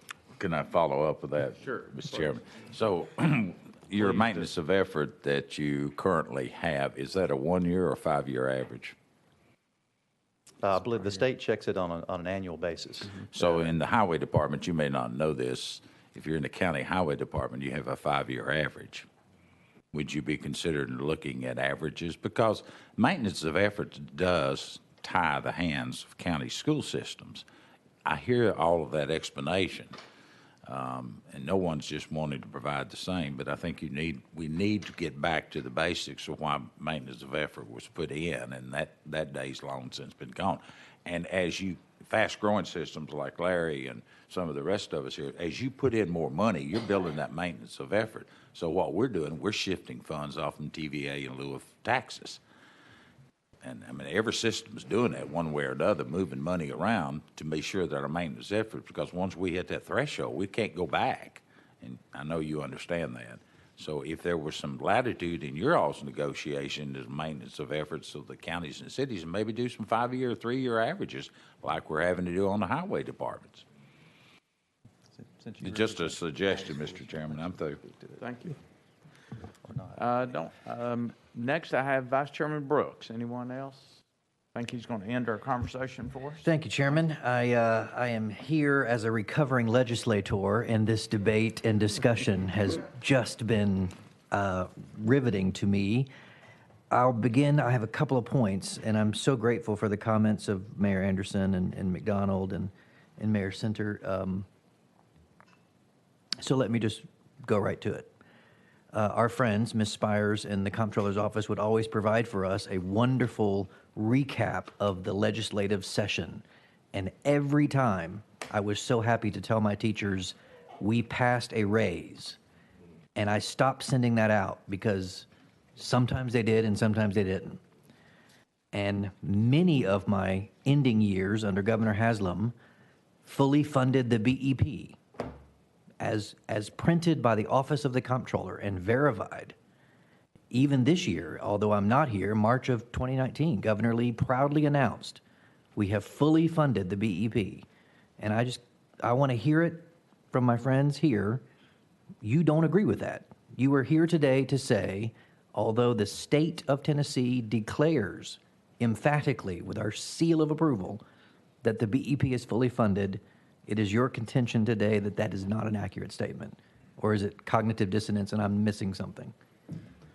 I'll begin by saying that I would agree that the current version of the BEP funding formula is fully funded. Where I would differ would be that there are many components within the formula that are either inadequate or completely missing. And so when we talk about fully funding education or fully funding what's needed, that to me is not the same as fully funding what is currently in place. Okay. I would say the two biggest issues that we hear from districts about most of them do deal with salaries and a lot of it benefits, is the student-teacher ratio, because you do have a law that says you have to maintain student-teacher ratio at an individual school level. Mm-hmm. But the funding formula acts as if every student goes to one school. So by law, districts are having to hire more teachers to account for that student-teacher ratio. That's not an option for them. The other one is salaries. When you look at the amount, the figure that's used to calculate that salary, it doesn't match what the average actually is. And when you get into some areas, some urban areas, the cost of living is high. You have some districts that are upwards of $55,000 or more of that salary. But when you look at the funding, it's not met that amount. So districts are, just like you said, money has been distributed by the state. There's been great increases to address that. But even though you add more, well, there's always inflation that goes up every year. So there's always going to be that step that goes along. So those are issues that certainly need to be addressed, because at this point, the ones footing the bill, if you will, for lack of a better term, a lot of the locals are paying local money to provide for those extra teachers, to provide for those extra salaries, to be competitive. My director of schools is watching. Ours is 19 million. He just texted me as I'm speaking right now of our local investment of what's not being met. I would echo the same sentiments of my colleagues here. We would disagree that the formula is set up to provide adequate education in 21st century schools. All right. So, and I'm thankful, Mr. Chairman, if I could just follow up with that. I'm thankful Mayor McDonald brought up some great points about we adopted it in 92 and we last changed it under Governor Bredesen 2007 and somewhere in the middle of 1.0 and 2.0. I'm also hearing about the BEP review committee that every November you report annually. Mayor McDonald's on it. Dr. Henson, you're on it. Cliff, Dr. Lippert, what I'm wondering is if we could absolutely ensure that this report, as Mayor Center mentioned, would include some things. I think it's really incredibly important for us to see, at least for my information, what this committee has been recommending. That's one component I don't see here, and possibly, if not every year that they've been meeting, maybe a summary that the staff could provide for us, because I think it would be a very interesting part of this report, what this committee has been telling state government, and in fact, what's coming out. My former senator would say it's like making sausage. You don't want to see how it's made, but the finished product. Clearly, what you all are putting in as reports, something's not working or not connecting, because clearly the outcome is very, very different from what you all are reporting. So I think that would be a great part of the report, if possible. Thank you, Chairman. Mr. Lepard? And I should add also that TACIR also is represented on the BEP review committee, so we do have access to those reports, and of course they're public record as well. We will be certain to include their recommendations over the last several years in this product. Great. Other questions or comments? Seeing none, gentlemen, you did a great job. Thank you for your time. Appreciate it. Thank you for all the comments. Very enlightening.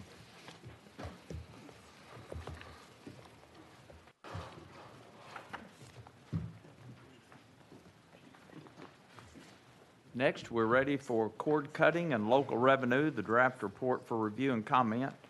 Dr. Owen, our policy coordinator, is going to address cord cutting for us. Dr. Owen?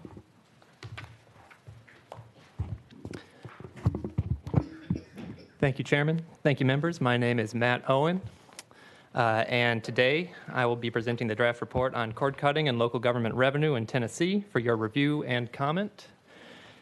A copy of the report and the accompanying memo can be found behind tab 9 in your docket books.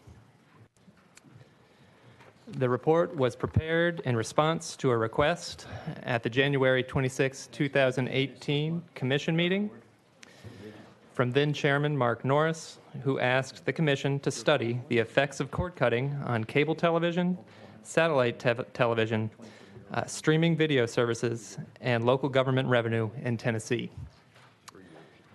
The draft report examines factors affecting the market for video services, whether changes in this market are affecting local government revenues, and whether changes to the state's tax and fee structure and its cable television franchising laws are warranted. The term cord cutting has become a common descriptor for the practice of foregoing cable or satellite service in favor of subscribing to their internet-based streaming competitors. Many streaming services, including well-known services like Netflix, Hulu, and Amazon Prime Video, allow subscribers to select from a variety of movies, television shows, and other programming similar to video-on-demand services offered by traditional providers. Some streaming services, including PlayStation Vue and Sling TV, among others, now offer internet-delivered packages of the same television channels, such as ESPN, Disney Channel, Nickelodeon, you name it, that have long been provided by cable and satellite. The primary difference for consumers is that access is provided over the internet, and that is to say, one must also have a high-speed internet connection to use these streaming services. Though if provided over wired internet connections, the videos are delivered over the same wires that would otherwise deliver traditional cable service. Now, in terms of the changes that have occurred in the market for video services, subscriber counts for both cable and satellite peaked nationally in 2012, according to industry analysts. Excuse me just a minute. Yes, We've got a question. Of course. Thank you very much. Senator Thank you, Mr. Chairman. Who owns the wires? Who owns wires? Well, so that will depend. So that if we're talking about the internet service, that would be potentially a cable company. It could potentially be a phone company if that phone company also provides internet service, the internet provider. Now, in some cases, there are internet providers that also provide streaming video service. So it is possible that if you're subscribing to a streaming service, that you could be accessing that over the same company's wires that owns that streaming service. But it's also possible that wouldn't be the same. Those wouldn't be the same company.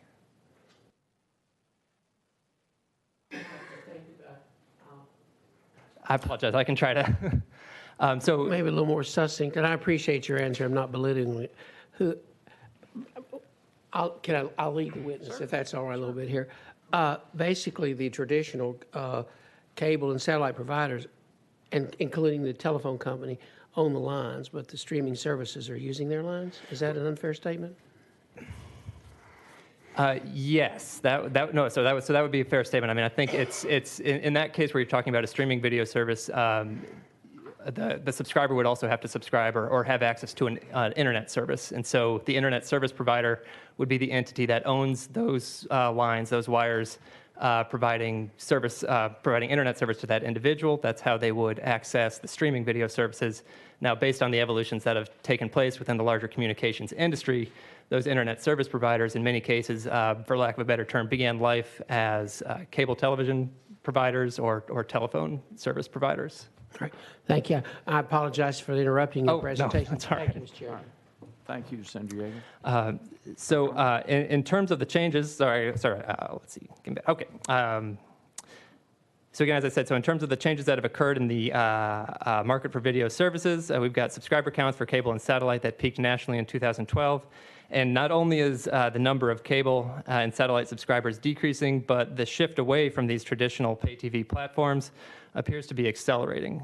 Year-over-year subscriber losses, which were generally less than 1% prior to 2016, were estimated to be around 3.5% in each of the first 3 quarters of 2018. And for a visual depiction of this trend, I would draw your attention to Figure 1, which can be found on page 14 of the draft report. In contrast, streaming services have added subscribers in recent years, with Netflix and Amazon becoming the top 2 video subscription services in the United States. That's comparing cable, satellite, and streaming. And that's based on subscriber counts in the first quarter of 2018. So as another example, and this is looking just at the subset of streaming services that provide access to packages of television channels, I would direct your attention to Figure 2 on page 16 of the draft report, which shows that subscriber increases for this subset of streaming services alone have at least partially offset the decreases seen for traditional cable and satellite. The trend toward cord cutting is likely to continue. Part of this comes down to demographics. The firm eMarketer, which analyzes trends in digital marketing, predicts that although the number of pay TV viewers aged 55 and older will continue to rise, the number for every other age group will decline. Surveys of consumers also show that streaming's popularity has grown, particularly among younger consumers, who are more likely to subscribe to these streaming services than their older peers. Similarly, surveys show that more than half of adults under 35 watch streaming video daily, compared with only 11% of those aged 55 and older. But the main factors driving changes in the market for video services appear to be cost-related. Although consumers do cite access to desired content and greater flexibility for when and where to view that content when describing the reasons why they forgo cable and satellite for streaming, the price of these services is often the deciding factor, according to surveys. And as noted by Craig Moffett, the co-founder of the research firm Moffett-Nathanson, which specializes in the communications industry, the appeal of cord cutting is simple. It's cheaper. Cost is also a factor for providers, in particular the increasing cost of obtaining programming. According to the Federal Communications Commission, providers spent more than half of their video revenue on obtaining programming in 2015, and programming costs are the primary cause of the decreasing profitability of cable and satellite service for some providers. In response, some cable and satellite providers have reduced efforts to chase new subscribers, focusing instead on higher value customers willing to pay more for service. And some analysts now say that net decreases in the overall number of cable and satellite subscribers in recent years are as much related to a decline in the acquisition of new subscribers as they are to consumers choosing to drop these services. Still, predictions of cable's and satellite's immediate demise may be premature. The top cable and satellite providers still counted more than 85 million subscribers nationwide at the end of 2018. That's more than 2 out of every 3 households in the U.S. And streaming services are subject to the same cost pressures related to obtaining programming as cable and satellite, with some predicting that one likelihood is that the prices of streaming services will rise significantly in the future to become self-sustaining, such that the distinction between new and old models won't look so significant after all. Moreover, as more streaming services become available, the great unknown, according to others, is how many individual streaming services consumers are willing to sign up for. As a result, although the trend toward cord cutting will likely continue, the shift away from cable and satellite is expected to remain gradual. So given this trend, I'll now shift to discussing the taxes and fees that apply to these services in Tennessee and the effect that cord cutting might have on local revenue. So while cable, satellite, and streaming each offer video entertainment for personal consumption, there are several variations in the taxes and fees that apply to them. Some of these variations result from exemptions in federal or state law. Others result from providers' business practices. For a general overview of these differences broken down by type of service and type of provider, I would direct your attention to Appendix A, which can be found on pages 66 and 67 of the draft report. Based on a review of other states and interviews both with providers and with representatives of local governments, particular attention in this study is given to state and local sales taxes in Tennessee and the compensation that local governments receive through cable television franchise agreements. I'll discuss the sales taxes first. Tennessee is one of 17 states that apply sales tax or some equivalent tax to all 3 of these services. Table 3 on page 22 of the draft report and the handout that I believe you received labeled Map 1 shows state sales tax treatment for cable, satellite, and streaming by state. In 9 states, only some of these services are subject to sales tax, including 1 state that taxes satellite only, 1 that taxes streaming only, 1 that taxes satellite and streaming but not cable, and 6 that tax cable and satellite but not streaming. There are also 17 states in which none of these video services are subject to sales tax, while 7 other states exempt them from state sales tax, but either apply state gross receipts taxes or allow for local sales or local gross receipts taxes in at least some cases. Although cable, satellite, and streaming are all subject to sales tax in Tennessee, there are differences in the way each is treated. These differences are summarized in Table 1, which can be found on page 4 and 25 of the draft report and is also reproduced on page 2 of your memo. Cable and satellite service receive partial sales tax exemptions, but both are also subject to higher state sales tax rates than streaming for at least a portion of each customer's monthly bill, which partially offsets the effect of these exemptions. Cable's partial exemption includes both state and local sales tax, with the first $15 of each monthly cable bill exempt from state sales tax, and the first $27.50 exempt from local sales tax under state law. Partially offsetting these exemptions, the state sales tax rate for the portion of each cable bill that's subject to state sales tax but exempt from local sales tax, so that's the portion greater than $15 but no greater than $27.50, is subject to a state sales tax rate of 8.25%. And the portion of each cable bill greater than $27.50 is subject to both the general state sales tax rate of 7% and the applicable local option rate for each jurisdiction, capped at 2.75% under state law. Satellite providers cannot be required to collect and remit most local taxes, including sales taxes, under federal law, and satellite service is fully exempt from local sales tax in Tennessee. But similar to cable, it is subject to a state sales tax rate of 8.25%, and that's for the entirety of the satellite service.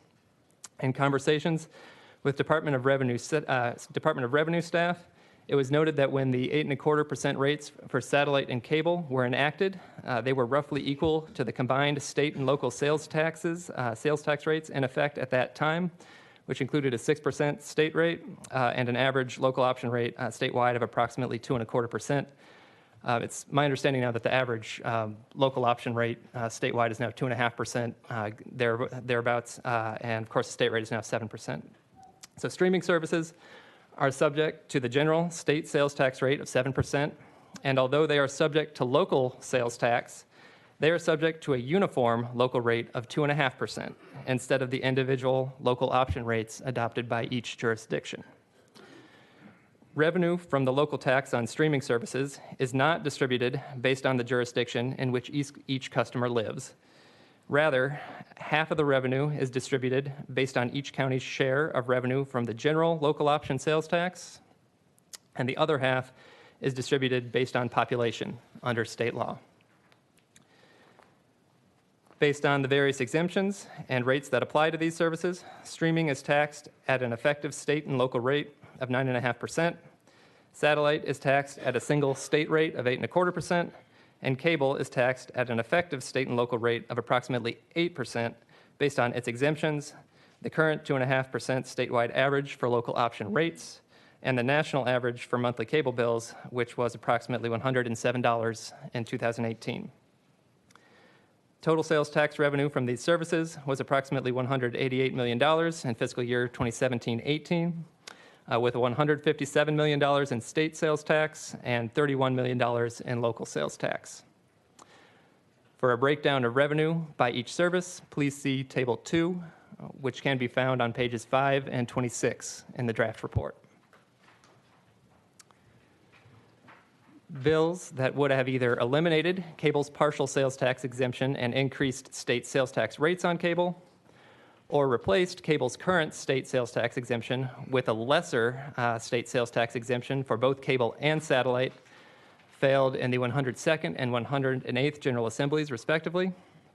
Although representatives for cable providers interviewed acknowledged that the state sales tax rates and exemptions applied to cable, satellite, and streaming vary, they said any reforms, such as equalizing sales tax rates, should also include changes to the compensation local governments receive through their cable television franchise agreements.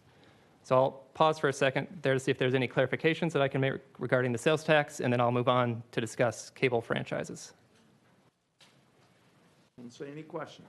All right. Go ahead. So to provide cable television service, but not satellite or streaming, companies are required to obtain cable franchise agreements for the areas in which they offer service. And that's under federal and state law. Franchise agreements grant cable providers not only the privilege to offer cable service in designated franchise areas, but crucially, the authority to build and maintain communication networks needed to provide that service in public rights-of-way. They generally don't exempt providers from the need to obtain work permits that may be required by local governments for the actual construction of a network. That's including excavation permits, lane closure permits, general construction permits, among other generally applicable work permits. And providers that are attaching equipment to utility poles must separately obtain pole attachment agreements from pole owners, which are usually either local electric utilities or incumbent telephone providers.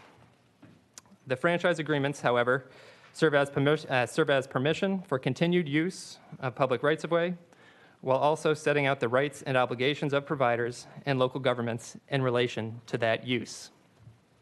So in Tennessee, cable franchise agreements can be issued by cities only for the service provided within their municipal boundaries, counties, but only for service provided within their unincorporated areas, and the Tennessee Public Utility Commission for any area. The terms and conditions of locally issued cable franchises are negotiated agreements reached between providers and local officials, subject to certain federal and state limitations. And the federal limitations also apply to state-issued franchises.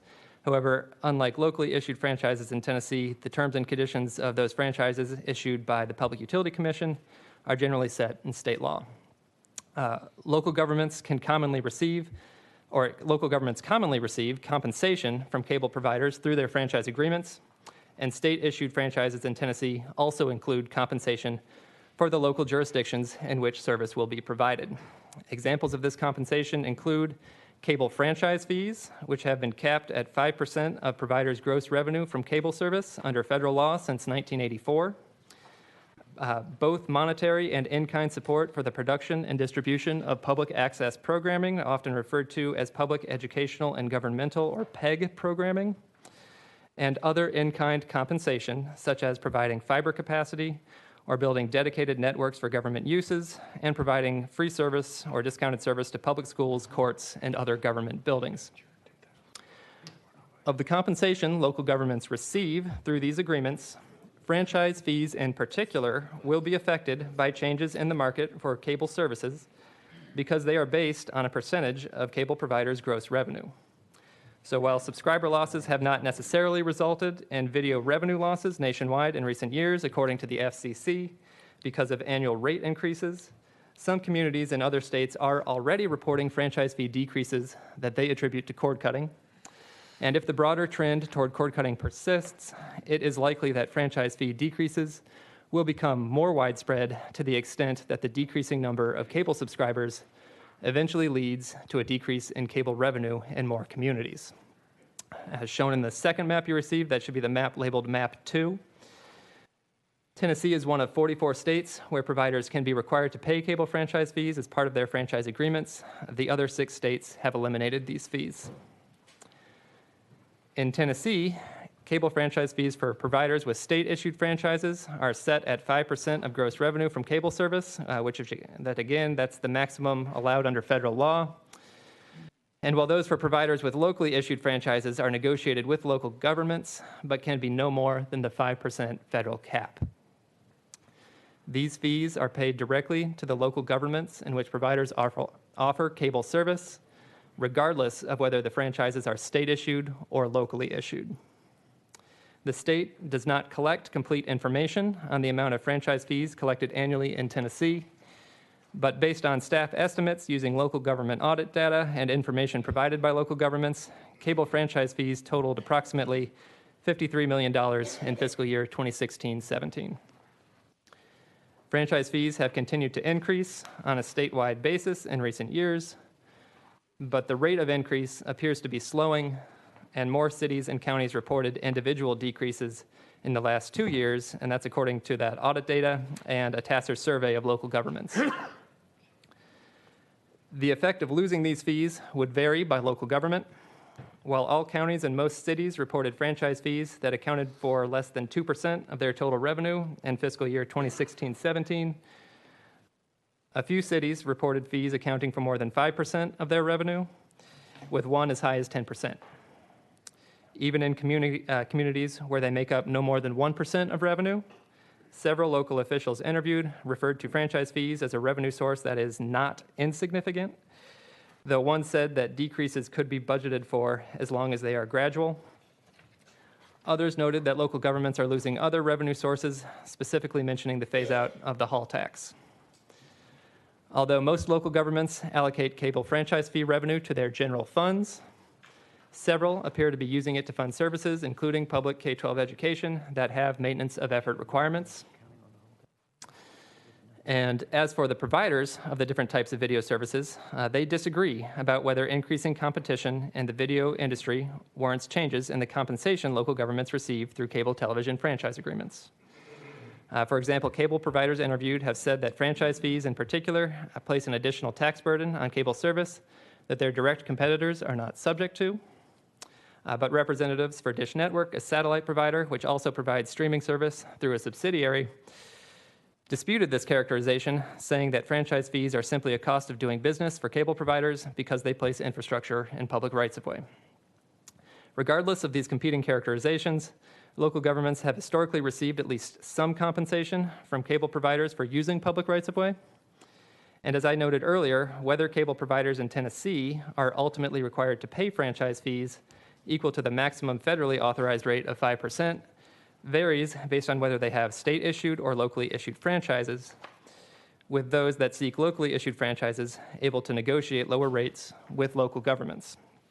Some local governments in Tennessee have agreed to lower rates or have foregone fees entirely, according to local officials and franchise agreements obtained by TACIR staff. Moreover, under some locally issued franchises in Tennessee, local governments have agreed that a provider's franchise fees are to be in lieu of all other fees for any permits issued by the local government for construction of a provider's network, though these agreements don't exempt providers from their pole attachment fees. The FCC is also considering a proposed rule that could reduce the overall amount of compensation that some local governments receive through their franchise agreements. The proposed rule would clarify that much of the other compensation some local governments currently receive, so including their in-kind compensation and a portion of the support that they receive for PEG programming, must be counted toward the 5% franchise fee cap. So now that I've sort of laid out the general status quo in Tennessee, I'd like to discuss several alternatives to Tennessee's tax and fee framework that we identified through a review of other states. And I'm going to focus on, those can be found starting around page 37 in the draft report, and I'm going to focus on 3 in particular. Those include authorizing cable providers to credit at least some of their franchise fees against state taxes, adopting new sales taxes on cable, satellite, and streaming in lieu of a variety of other taxes and fees on these services, including cable franchise fees, and replacing cable franchise fees with other right-of-way use fees that aren't calculated as a percentage of gross revenue from cable service. So 2 states, Utah and Kentucky, authorize cable providers to credit at least some of their cable franchise fees against specified state taxes. Utah allows cable providers to credit up to half of their franchise fees against the state's excise tax on cable and satellite, while Kentucky allows cable providers to credit all of their franchise fees against the state's excise and gross receipts taxes, which apply to cable, satellite, and streaming. So based on the staff estimates that I mentioned earlier for the total amount of franchise fees in Tennessee, applying Utah's approach would authorize cable providers to take credits against state taxes totaling approximately $26 million annually in Tennessee, and applying Kentucky's approach would result in credits for the full amount of franchise fees, which are approximately $53 million annually. 2 other states, Florida and North Carolina, have replaced franchise fees with sales taxes that have approximately equal effective rates on cable, satellite, and streaming. Florida's tax replaced several different taxes and fees, including state and local taxes, which applied to video and other telecommunication services, as well as local cable franchise fees. And they replaced this with a single tax framework that applies both state and local communication services sales tax to cable and to cable and streaming, and a state communication services sales tax to satellite at a rate that's approximately equal to the effective combined state and local rates that apply to cable and streaming. Thank you. So because Florida's tax was intended to be revenue neutral, its rates are higher than the state's general state and local sales tax rates. And because Tennessee also already applies sales tax to all 3 of these services, it would similarly have to increase its equalized rates higher than the general sales tax rates for this approach to be revenue neutral. So this would result in sales tax rates of approximately 10.75% for a satellite state rate, and the effective combined state and local rates for cable and streaming based on staff estimates. And although this approach would increase taxes on satellite and streaming subscribers, it would result in an overall decrease in taxes and fees for cable subscribers, because revenue currently collected only from cable franchise fees would be spread across all three services. North Carolina applies a state sales tax to cable, satellite, and streaming at a rate that's equal to its combined state and local general sales tax rates. The tax is in lieu of cable franchise fees and other franchise compensation, and a portion of the tax is distributed to local governments based on their share of franchise fees in 2006, the year before the new tax structure took effect, and that's adjusted each year for changes in population. Adopting the new tax structure in lieu of franchise fees did not decrease overall government revenue in North Carolina, because cable providers were previously authorized to credit franchise fees against sales taxes, and the sales tax rates applying to satellite and cable at that time were less than the combined state and local rate, while streaming was not taxed. In Tennessee, however, adopting North Carolina's alternative would decrease the combined amount of state and local revenue currently collected from Tennessee's existing sales tax and franchise fees by approximately $28 million annually, though it would still result in tax increases for satellite based on staff estimates. Another alternative would replace existing cable franchise fees with annual right-of-way fees that aren't based on a percentage of providers' gross revenue. Virginia has done this, adopting a state-administered program in 2006, but its method for calculating these fees is still subject to shifts in the broader market for communications services, because it is based in part on the number of wireline telephone subscribers in the state and does not account for the growing number of mobile wireless subscribers. Instead, providers note Michigan's state-administered program for determining right-of-way fees for wireline telecommunications providers, which, except for some incumbent telephone companies, calculates fees based on the amount of linear feet of right-of-way each company's wireline infrastructure occupies. Michigan's program was raised as an example at the January meeting, so I want to go over it in a little bit more detail. First, I want to be clear about the distinction between this state-administered program and cable franchise fees. The fees in Michigan's state-administered program are recurring right-of-way fees for providing wireline telecommunications service. They are not related to cable television service, and companies that provide cable service in Michigan are still responsible for cable franchise fees that are based on a percentage of gross revenue if those fees are required under their cable franchise agreements. Now, another thing to note about Michigan's program is that the fees are calculated using different rates for different types of providers. Providers are grouped, for lack of a better term, based on the type of company that they began life as, and this results in three major groups. There are incumbent telephone providers, also referred to as ILECs. There are competing telephone providers, known as CLECs, and there are also cable providers, which now also often provide cable telephone service or some other telecommunication service in addition to cable television. So I'll begin with the method for calculating the rates for ILECs. To calculate the rate for each incumbent or ILEC, first, the number of linear feet of right-of-way occupied by the largest incumbent telephone provider in the state, based on the number of wireline telephone subscribers, is multiplied by 5 cents per linear foot to create a fee base. This base from step 1 is divided by the total number of wireline telephone subscribers for the largest incumbent telephone company to produce a per subscriber rate. All other incumbent telephone providers pay the lesser amount produced by either multiplying the number of linear feet of right-of-way they occupy by 5 cents per linear foot, or by multiplying the number of wireline telephone subscribers they have by the per subscriber rate calculated in step 2. Rates for companies classified as competing telephone providers, or CLECs, are calculated differently. For each CLEC, a per linear foot rate is calculated by dividing the total right-of-way fee for the incumbent in whose service area the CLEC is providing service by the number of linear feet of right-of-way occupied by the incumbent. And that's regardless of whether the incumbent uses a per linear foot rate or a per subscriber rate for its own right-of-way fee.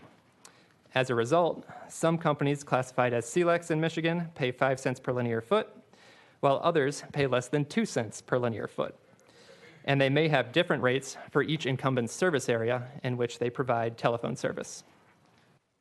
In contrast, the rate for telecommunications companies classified as cable providers is set at 1 cent per linear foot of right-of-way occupied under Michigan law. But these cable providers are also authorized to credit all investments in broadband infrastructure made since 1996 against their telecommunications right-of-way fees each year. As a result of this credit, no companies classified as cable providers pay these right-of-way fees in practice in Michigan. Other providers also have their own credits, which authorize them to credit their right-of-way fees against other state taxes. And if they have any credits remaining after doing that, they can credit those remaining against any cable franchise fees they owe for providing cable service. Staff were not able to estimate the total amount of fees that would result if this program were implemented in Tennessee, but the revenue generated from Michigan's telecommunications right-of-way fee program is equal to approximately 1/4 to 1/3 of the revenue generated from cable franchise fees in Michigan, according to estimates provided by an attorney who represents cities in Michigan on telecommunications issues. And the program is also difficult to administer, in part because providers' fees can be calculated multiple ways, according to staff interviewed from the office in charge of the program, who said that annual funding for the office is approximately $300,000 per year. While a uniform statewide fee or rate would likely make such a program easier to administer, it would not account for local variation in the cost of right-of-way management, according to a consultant interviewed with the University of Tennessee's Municipal Technical Advisory Service. Consideration would also need to be given to whether local governments or the state have the capacity to verify right-of-way information reported by providers. Virginia Department of Transportation staff interviewed said that auditing this information would be a challenge. Currently, neither Michigan nor Virginia has a formal process for auditing the information they receive from providers for their state-administered programs. So with all that in mind, I will close my presentation by discussing the recommendations proposed in the draft report. I think these can be found on pages 10 and 11 in the draft report. Let me get that right.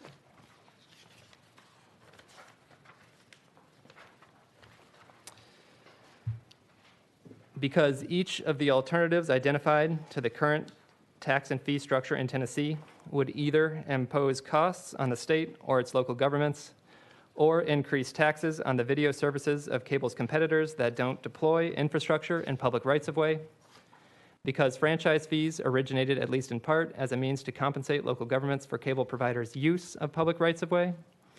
And because proposed FCC rule changes, if they take effect, could reduce the overall compensation that some local governments receive from their franchise agreements.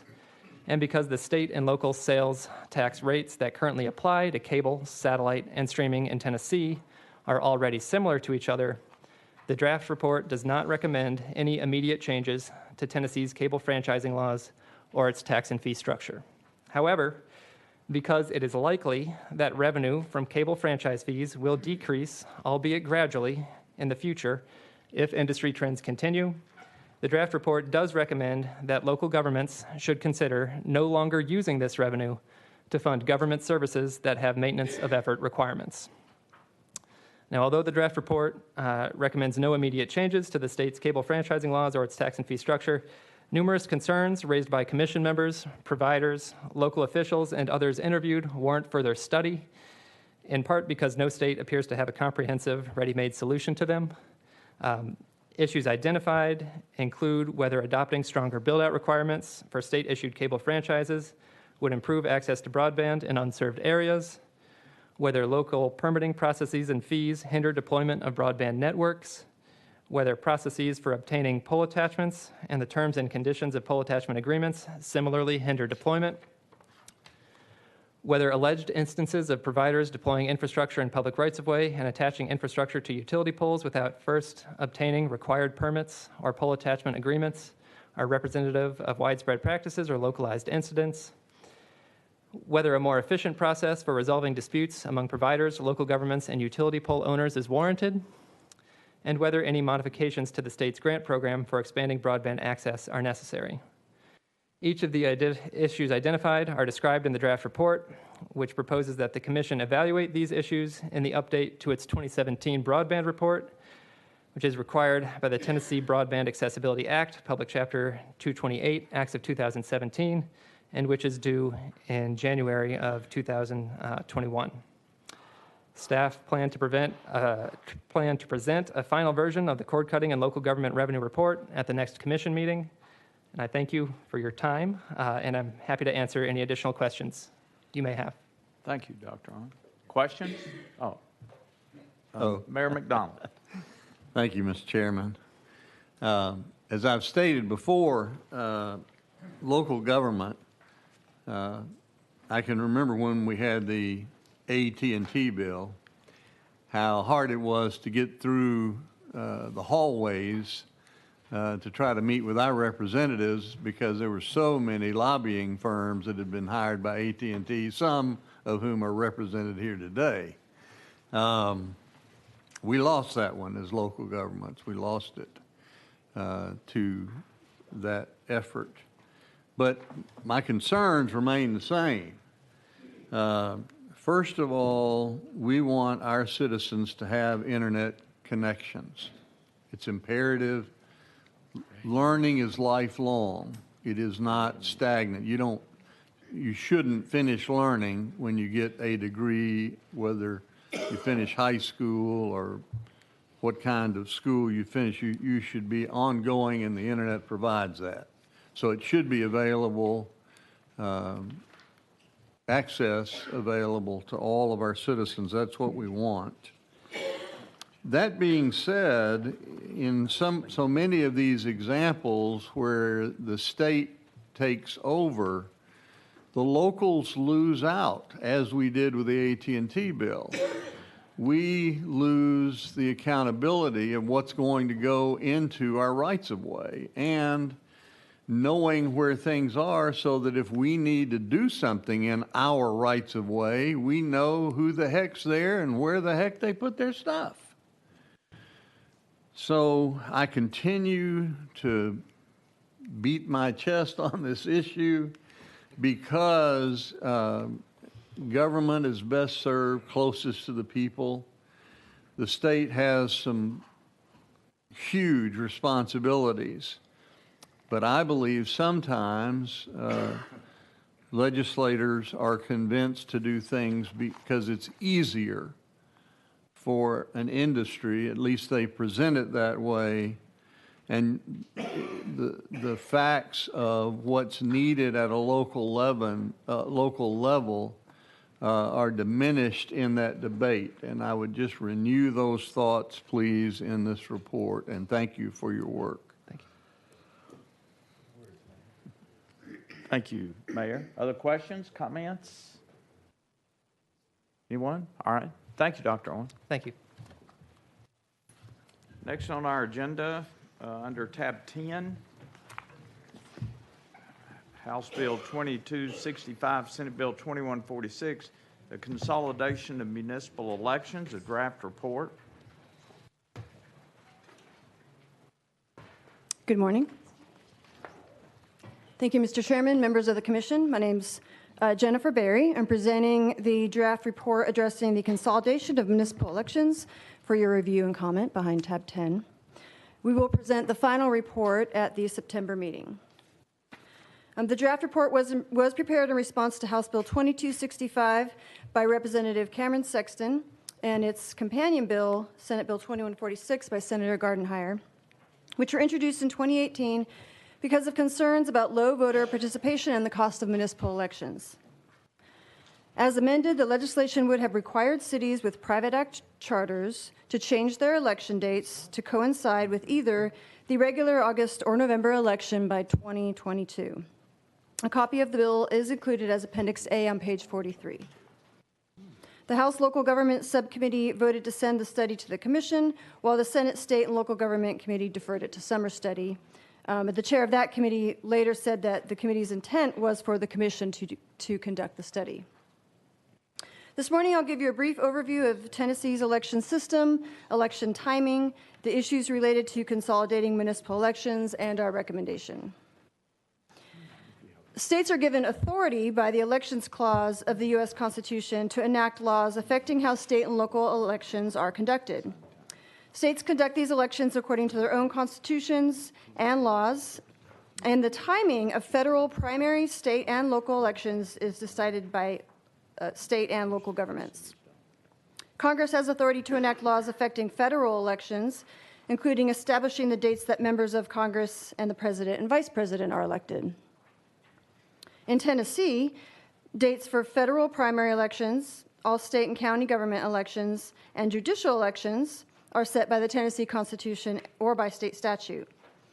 And while the state constitution establishes the date for electing judges and county officers as the first Thursday in August in even-numbered years, it authorizes the General Assembly to set dates for electing state officials and for all federal, state, or county primary elections.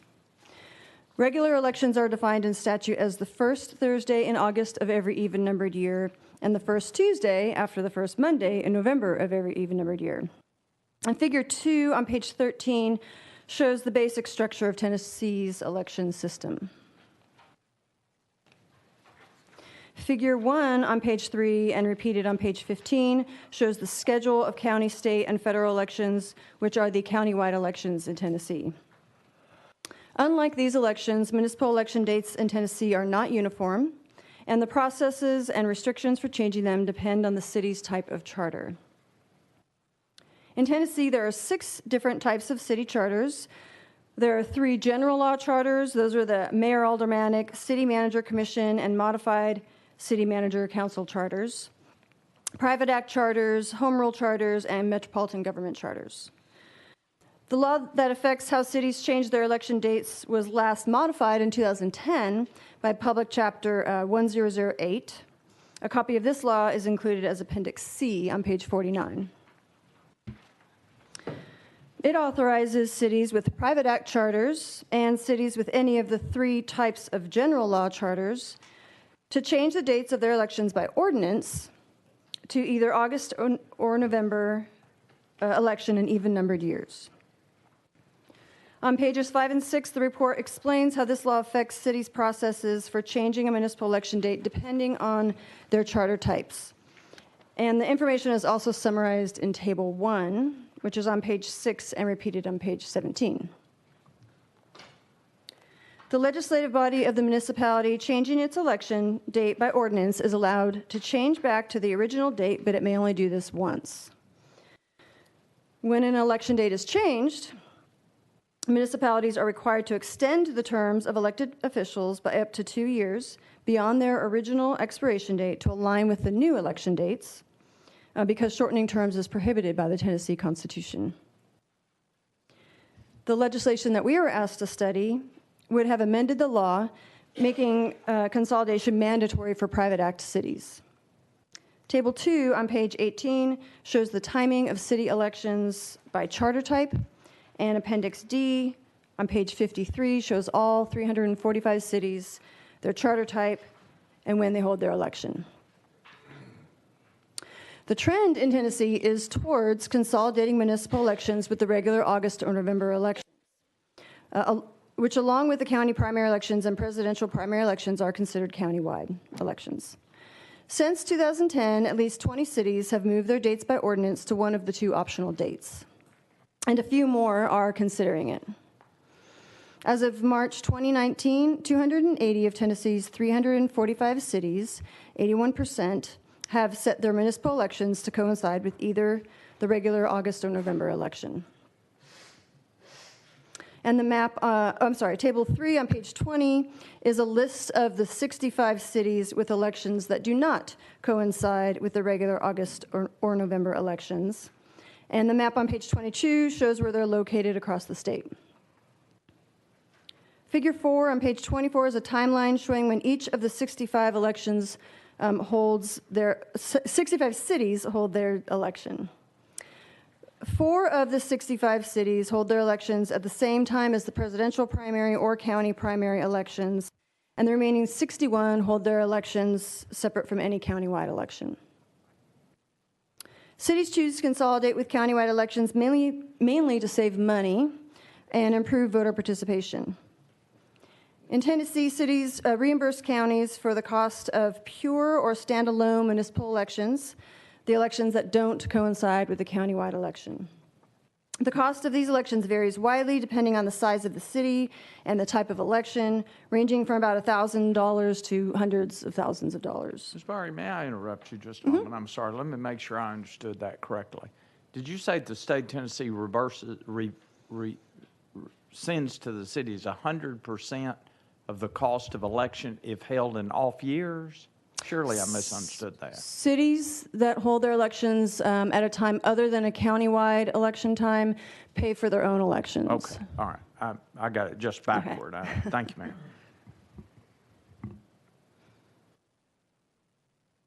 I was just about to say that part. I'm sorry to interrupt. It's okay. So counties pay for countywide elections, including county primaries, with the exception of the presidential primary election, which the state pays for. When a city election coincides with a countywide election, the city pays only for any expense that would not otherwise have been incurred in conducting the election. For small to medium-sized cities, this is usually a small amount. For programming or printing ballots, less than 10% of the cost of the standalone city election, and as little as a few $100s sometimes. Although voter turnout in countywide election varies depending on the election, it is usually higher than in standalone municipal elections. According to data provided by county election commissions to the Tennessee Secretary of State's office, voter turnout in regular November elections is typically the highest. In 2018, the average turnout in the state was 54.5%, and in 2016, it was 61.9%.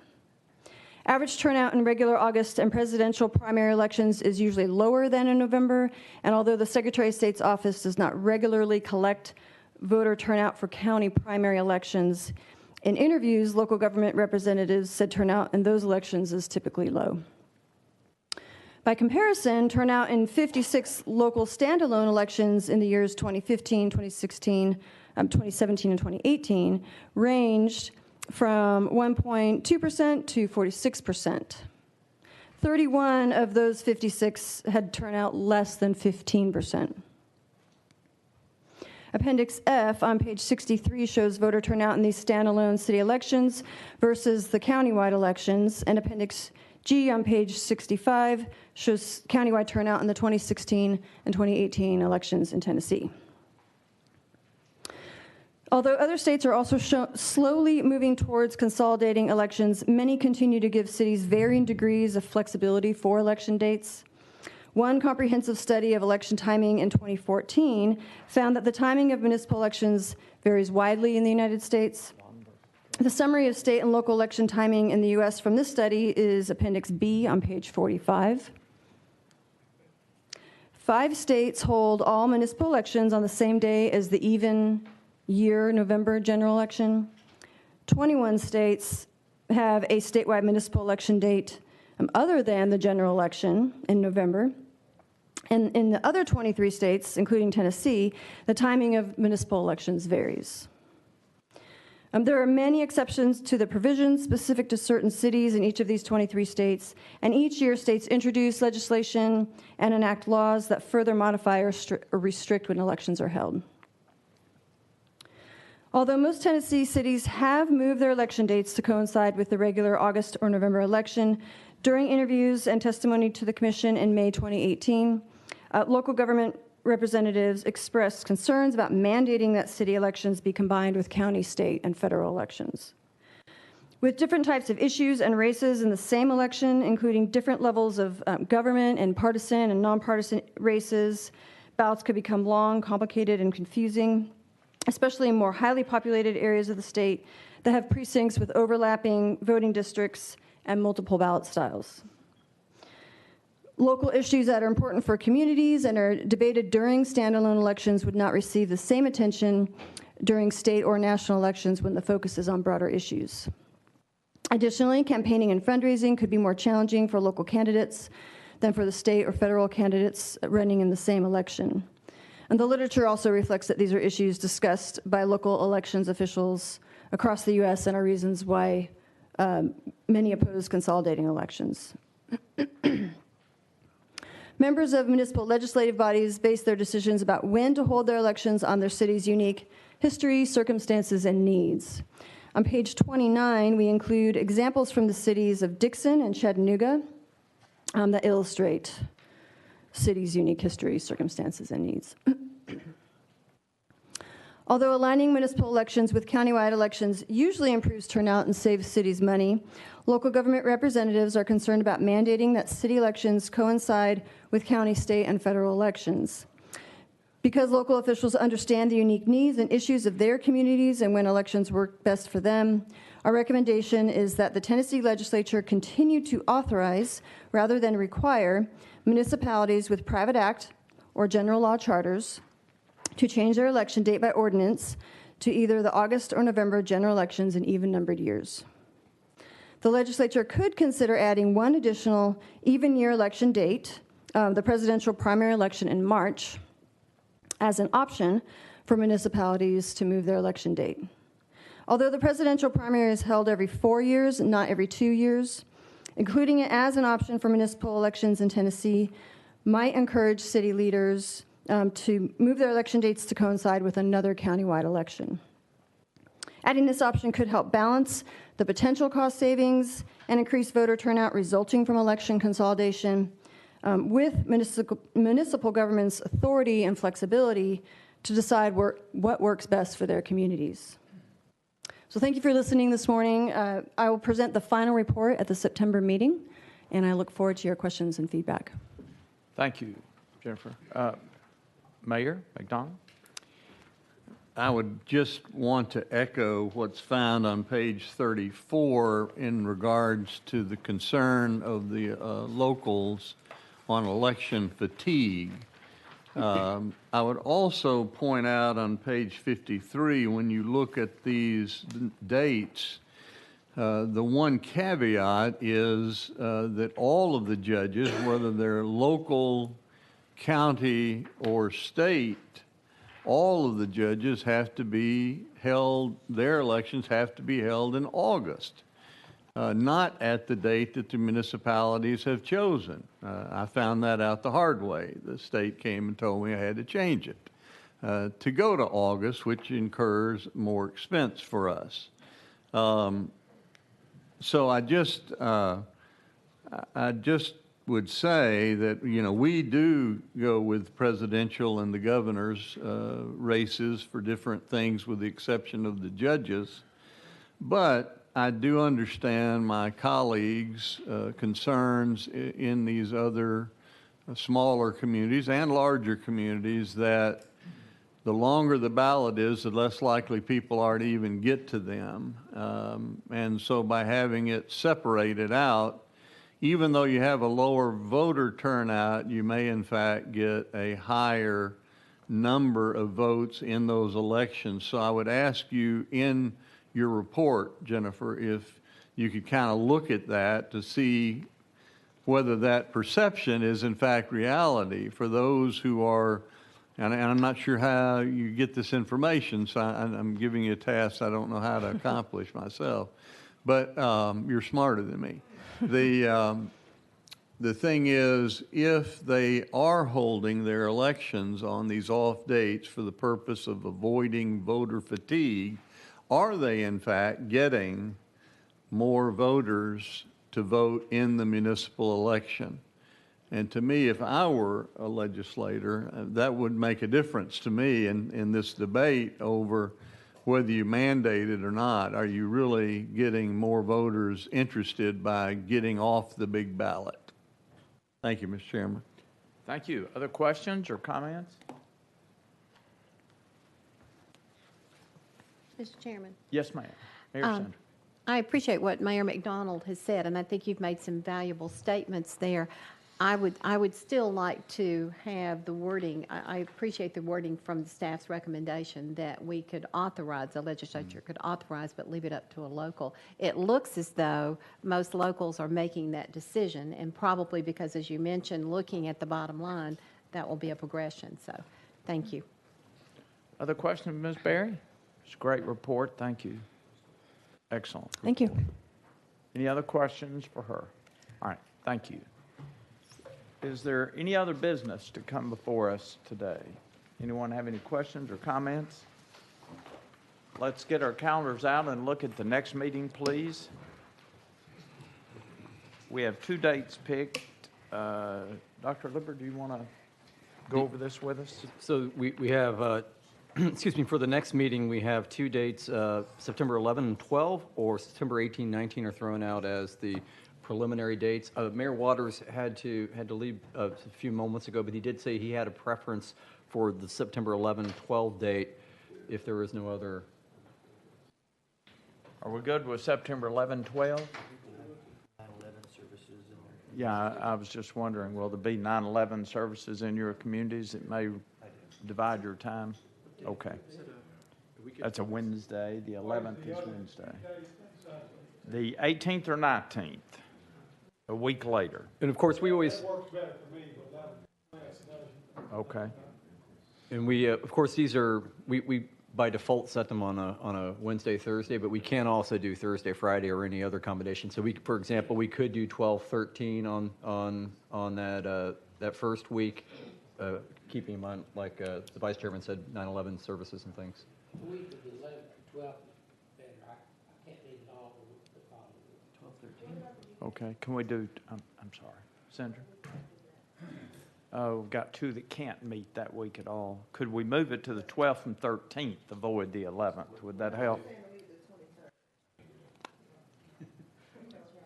Well, we can't meet without Representative Touche. You want to do the 12th and the 13th? That week is good for me. It would be Thursday and Friday. We could do September 12 and 13. Gets a little, don't like to give away staff time. You're saying the 12th and the 13th? Yes.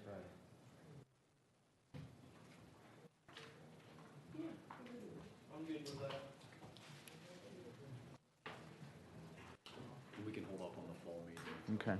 12th, 13th, is that good for everyone? All right, we'll be here. Well, let's,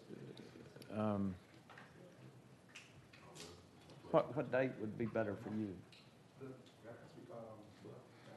Is that whole week bad for you?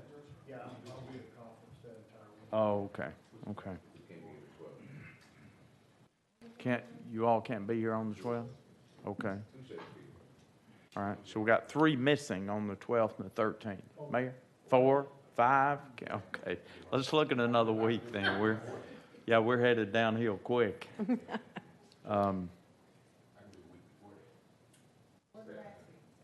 about September 5, 6? I can do the 5th to the 6th September.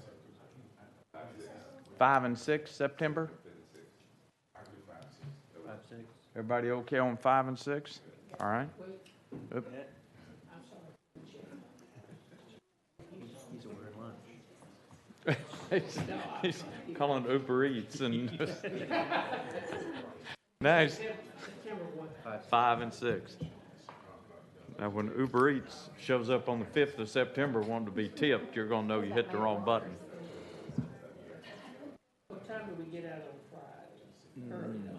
Yes, usually around 10:30 or 11. Oh, yeah, you can make that without speeding. Okay, well, that makes it fun. All right, is 5th and 6th okay? September 5 and 6? All right, let's make it September 5 and 6. It's been a pleasure to be here with you. Thank you to our staff for, I started to say extraordinary reports. That's just not true. They're always extraordinary, so I guess they're normal. But I very much appreciate that, particularly yesterday. Really appreciate the way that our staff conducted themselves. Ultimately professional. Very proud of you. Thank you for the work that you do, and we'll see you then. Any other questions or comments? All right. We're adjourned.